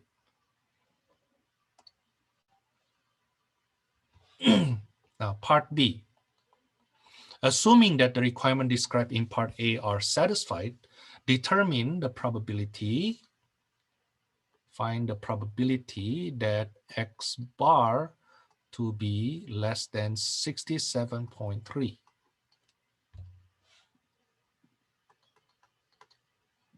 Now let's see first how will X bar 12 be distributed. If the original distribution already normal, then the sampling distribution will also be normal at any sample size. If the original distribution already normal, then at any sample size, the sampling distribution will be normal. with the mean, the same mean, variance, the same variance divided by sample size.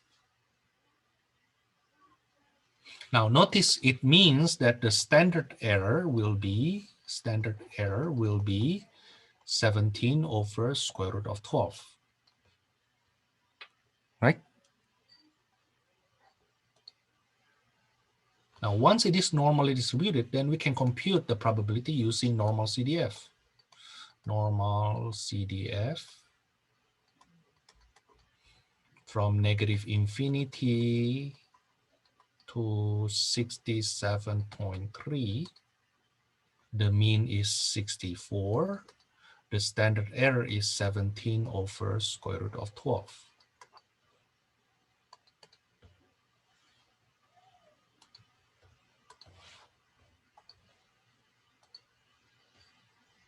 Let's see, that's Normalcdf.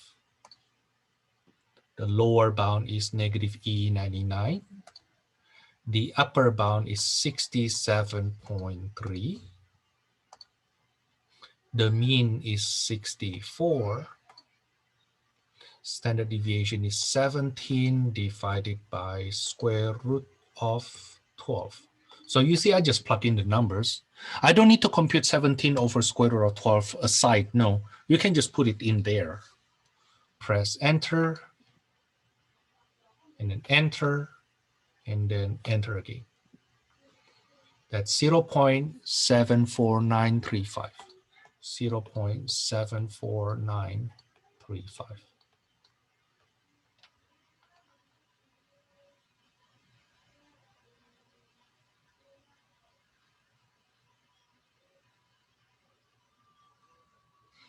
Let me ask you to try part C.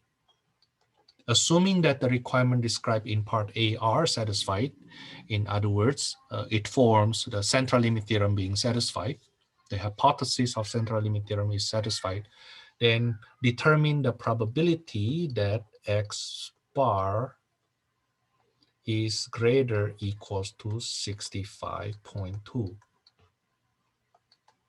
Let me give you 1 minute to do this. Try it, please.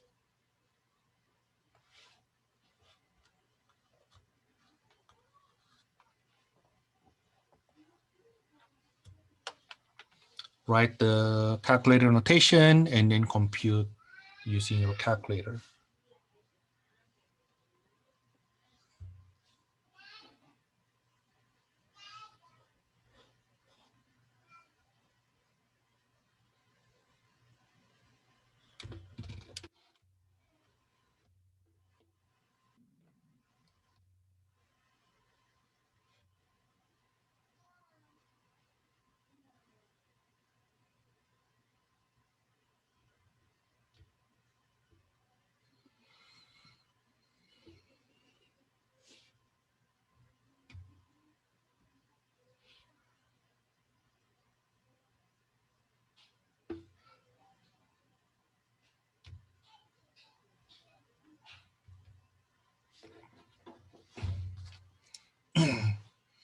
Okay, that will be Normalcdf.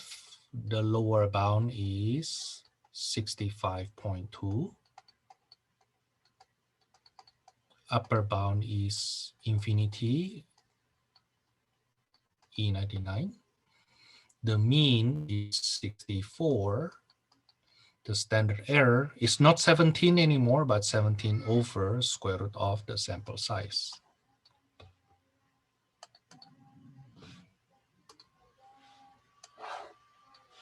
That's Normalcdf. Lower bound 65.2. Upper bound E99. The mean is 64. Standard deviation already 17 over square root of 12. Boom, boom, boom.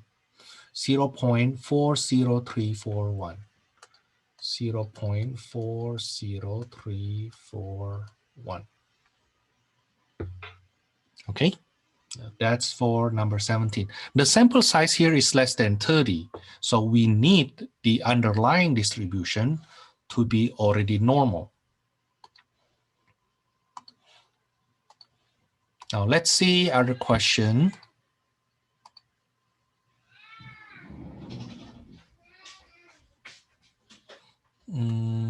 Oh, sorry.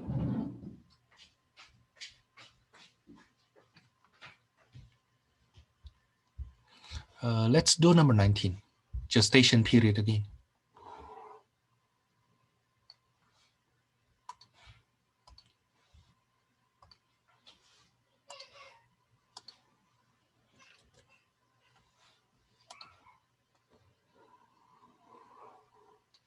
The length of human pregnancy is approximately normal with mean this and standard deviation that. So let X be the length of one human pregnancy.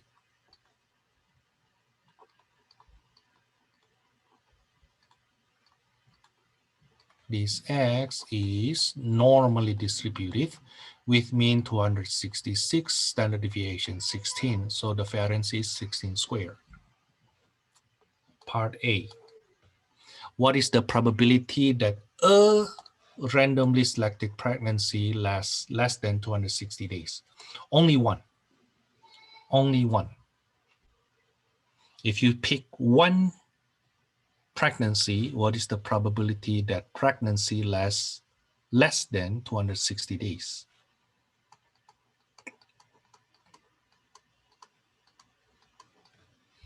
Okay, you can compute it yourself. Part B. I will compute that later. But I want to contrast this with sample mean. Part B. Suppose a random sample of 20 pregnancies is obtained.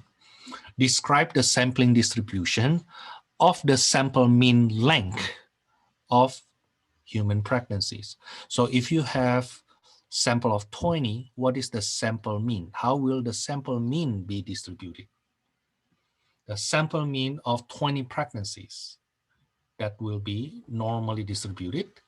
The sample size is less than 30. However, the underlying distribution already normal. Okay, so we don't need more than 30, size more than 30 to make it normal. Oh, of course, if the size is 30, let's say you do a random sample of 200 pregnancies, then it will already normal. Okay, it's already normal. Okay, what I want to say that if the underlying distribution is already normal, then the sampling distribution will be normally distributed for whatever sample size. Okay, with the mean, the same mean, and variance 16 squared over 20. Therefore, the standard error will be 16 over square root of 20. Of course, if you have some background in algebra, you should be able to simplify that. Okay, but here, no. So part B, how do you describe that? You can write it in words. The sampling distribution of the sample mean will be normally distributed with mean 266 and standard error 16 over square root of 20. Or you just use notation. Boom.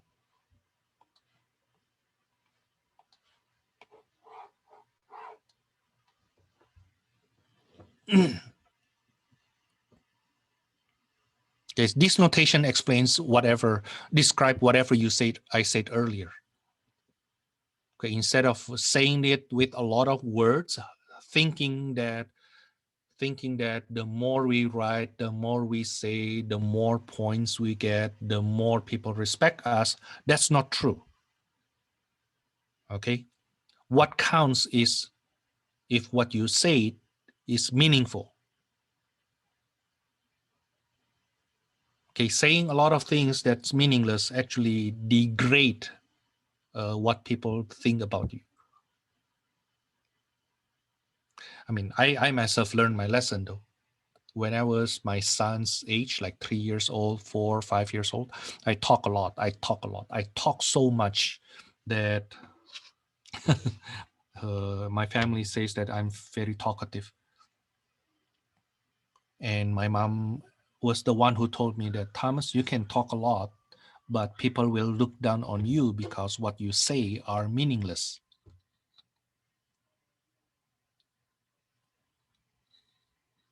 Okay. People we respect are people who actually don't talk a lot, but once they say something, they say it with charisma, They say it with a lot of, like, full of meaning.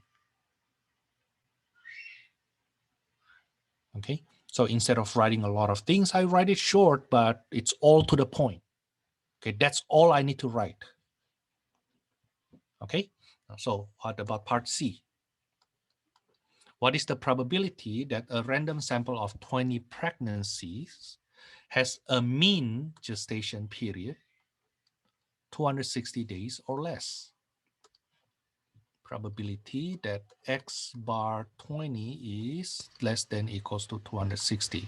Now I want you to compute part A and part C and see the difference between these two. Part C is the probability that the mean gestation period of these 20 pregnancies is less than 20.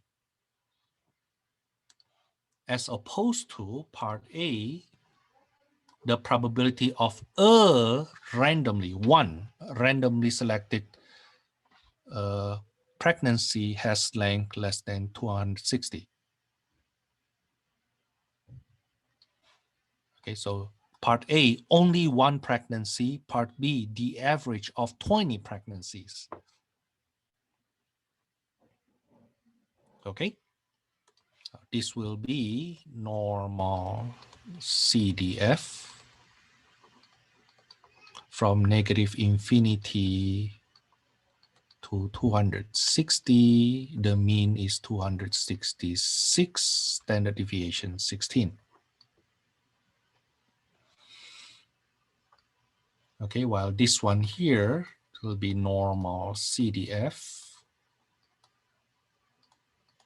from negative infinity up to upper bound 260. The mean still the same, 266, yet the standard deviation is divided by square root of 20.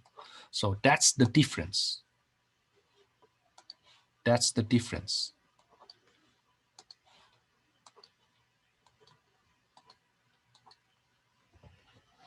Everything else the same.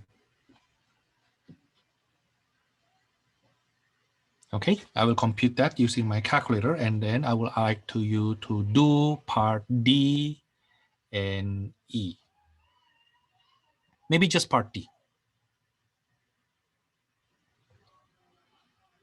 So normal CDF negative infinity up to 260. The mean is 266, standard deviation 16. That's 0.35383. While the one here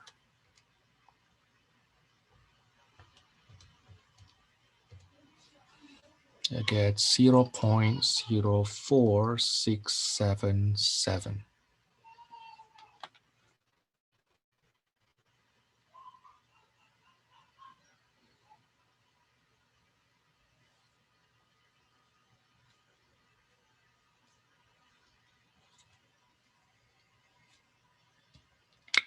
Okay, let me ask you to do part D. They change the sampling size right now. Instead of 20 becomes 50. So part D, the N is now 50. What is the probability that a random sample of 50 pregnancies has a mean gestation period of 260 days or less? So probability that X bar 50 is less than equals to 260. Can you compute that?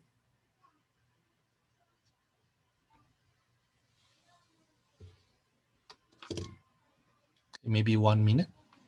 Write the calculator notation and the calculator result.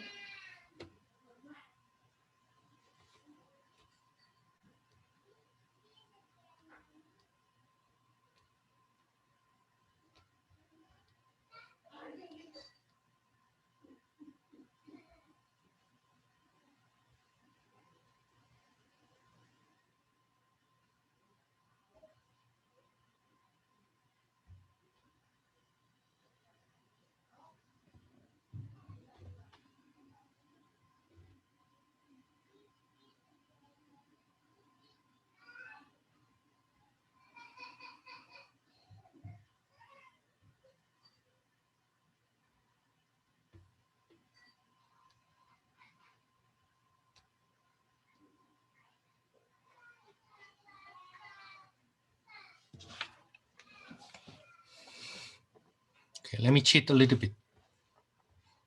This is equal to the same thing with this.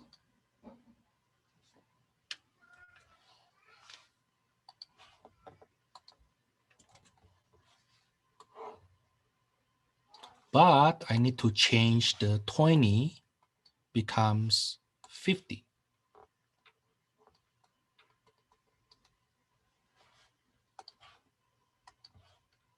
Okay, now then the probability will be 0.004005.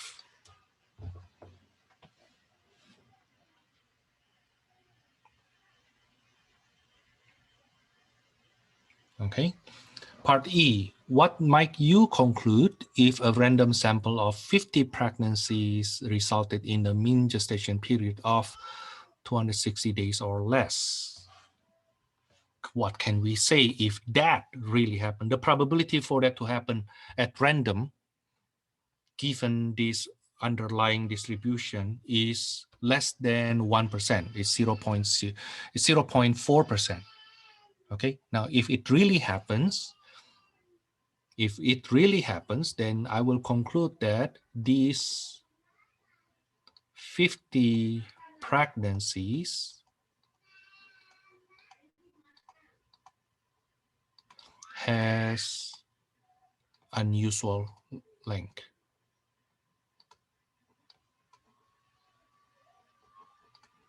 Well, because the probability is already less than 5%, right? Okay, that event is unusual. Either we have issue with these 50 pregnancies, or the underlying assumption that the mean is 266 already changed. Now, part F. What is the probability that a random sample of size 15 has a mean gestation period within 10 days of the mean? The mean is 266, right? Now you want that to be within 10 days of the mean. So if you add 10, 276, you subtract by 10, 256. So what is the probability that the mean gestation period of 15 pregnancies is between 256 to 276. That's basically the question.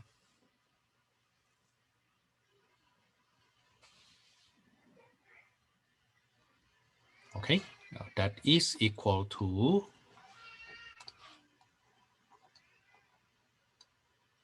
so we imagine this is the mean, which is 266. You add 10, that's 276. You subtract 10, that's 256. That's how I get this number and that number. That is normal CDF. 256, 276. That's lower bound and upper bound. The mean is 266. And standard error is 16 over square root of 15.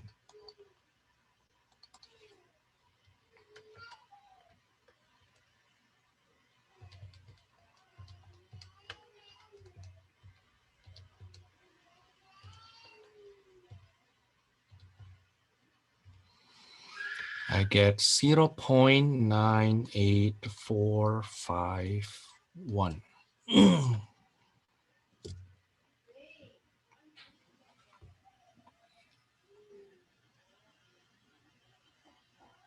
Okay.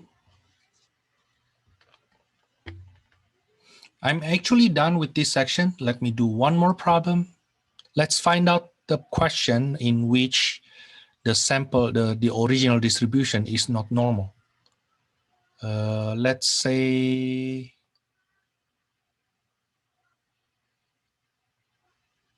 number 25.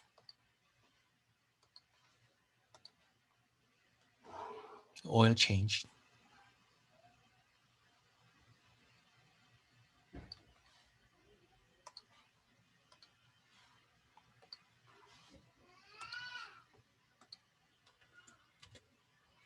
The shape of the distribution of time required to get an oil change at a 10-minute oil change facility is unknown.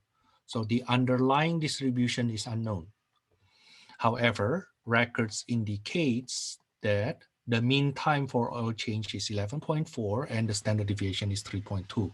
So let X be the time for an oil change. Now, the X is distributed, not normal, with mean 11.4 and standard deviation 3.2. Notice that they don't tell us that it is normal. Now, to compute probability regarding the sample mean using normal model, what the size sample should be required? And because it is not known to be normal, then the sample size has to be at least 30.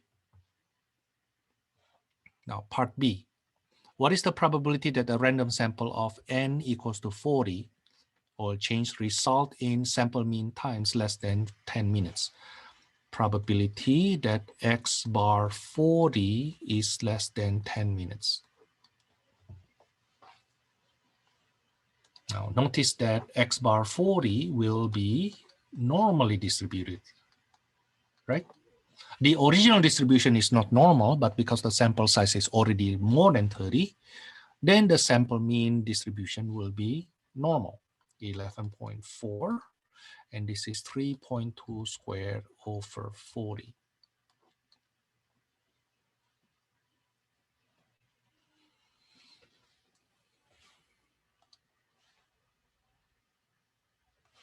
Now, this will be normal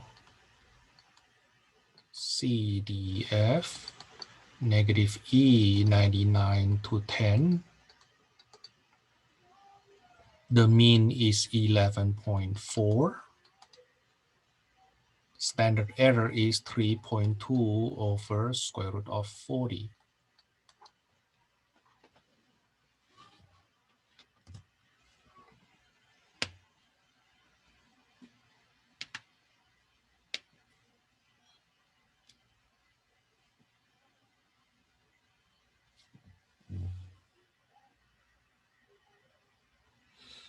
Okay, then we use our calculator.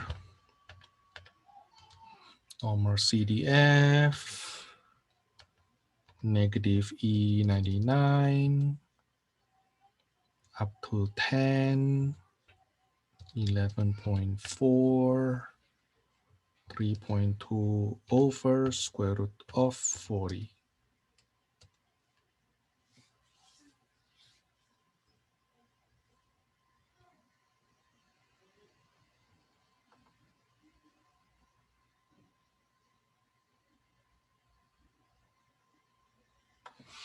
I get 0.00283.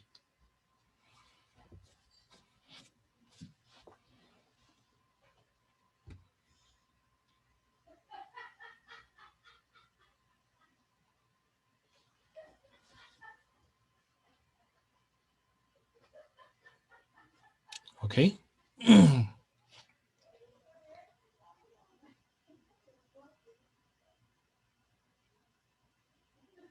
That's for part B.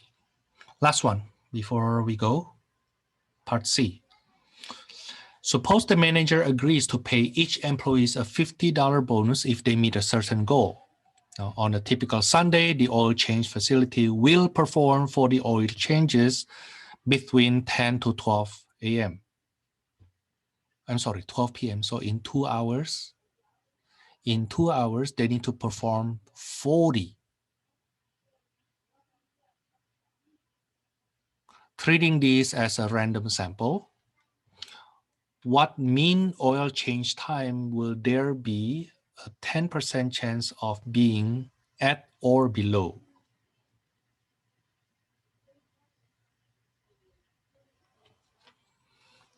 So I get a bit confused. Okay, so let's see, part C, n equals to 40. Okay, the time is 2 hours, right? From 10 in the morning to 12 at noon. That's 120 minutes.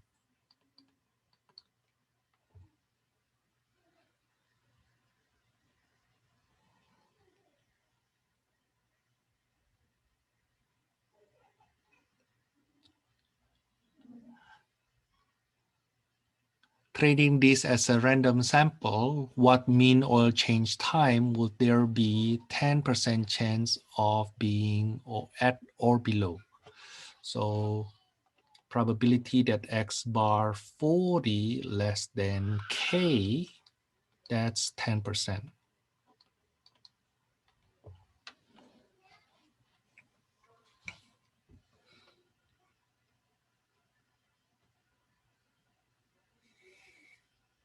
So what is the average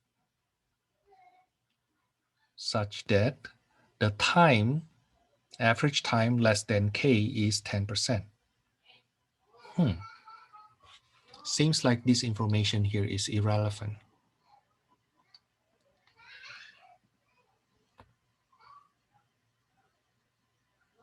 How to find that K? That's already area to the left, right? So K equals to inverse norm. The area to the left is 10%. The mean is 11.4.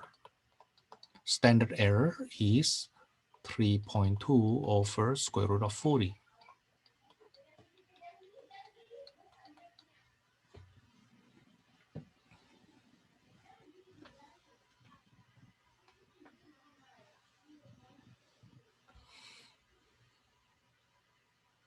Okay, inverse norm 0.1, 11.4, 3.2 over square root of 40. I get 10.75158 minutes. Basically, if I retell the story, is this. Okay, the manager wants to pay the employees, each of them, a $50 bonus if they meet certain goal. Okay, now this manager wants to set the goal, right? What is the average? What will the average time to do the oil change such that the employees have 10% chance to achieve that goal? Therefore, 10% chance to get that $50 bonus.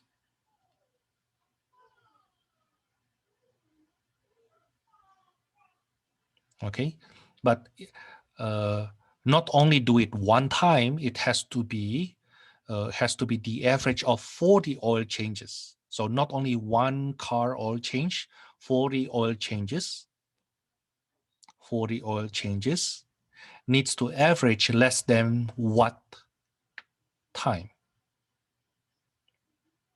such that the probability is 10%,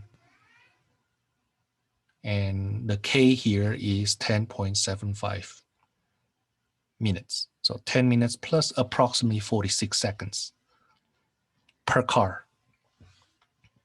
Okay, sometimes it's shorter, sometimes it's longer, but on average, it has to be less than 10.75.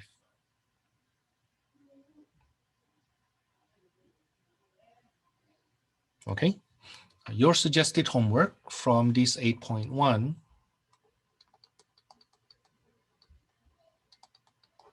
I would like you to do from number 9 to number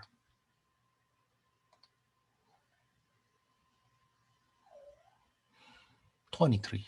9 to number 23 is good enough. 9 to number 23. Okay.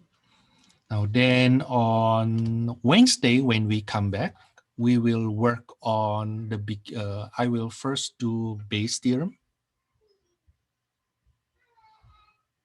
And then we start chapter 9.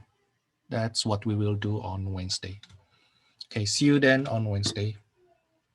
Oh, by the way, I already start grading your test, but because I will give a makeup test this Saturday, I will not release the result until those two students take the test. Okay, of course they will take different tests, but I don't even want them to see this something that's similar. Okay, see you then next Wednesday, this Wednesday.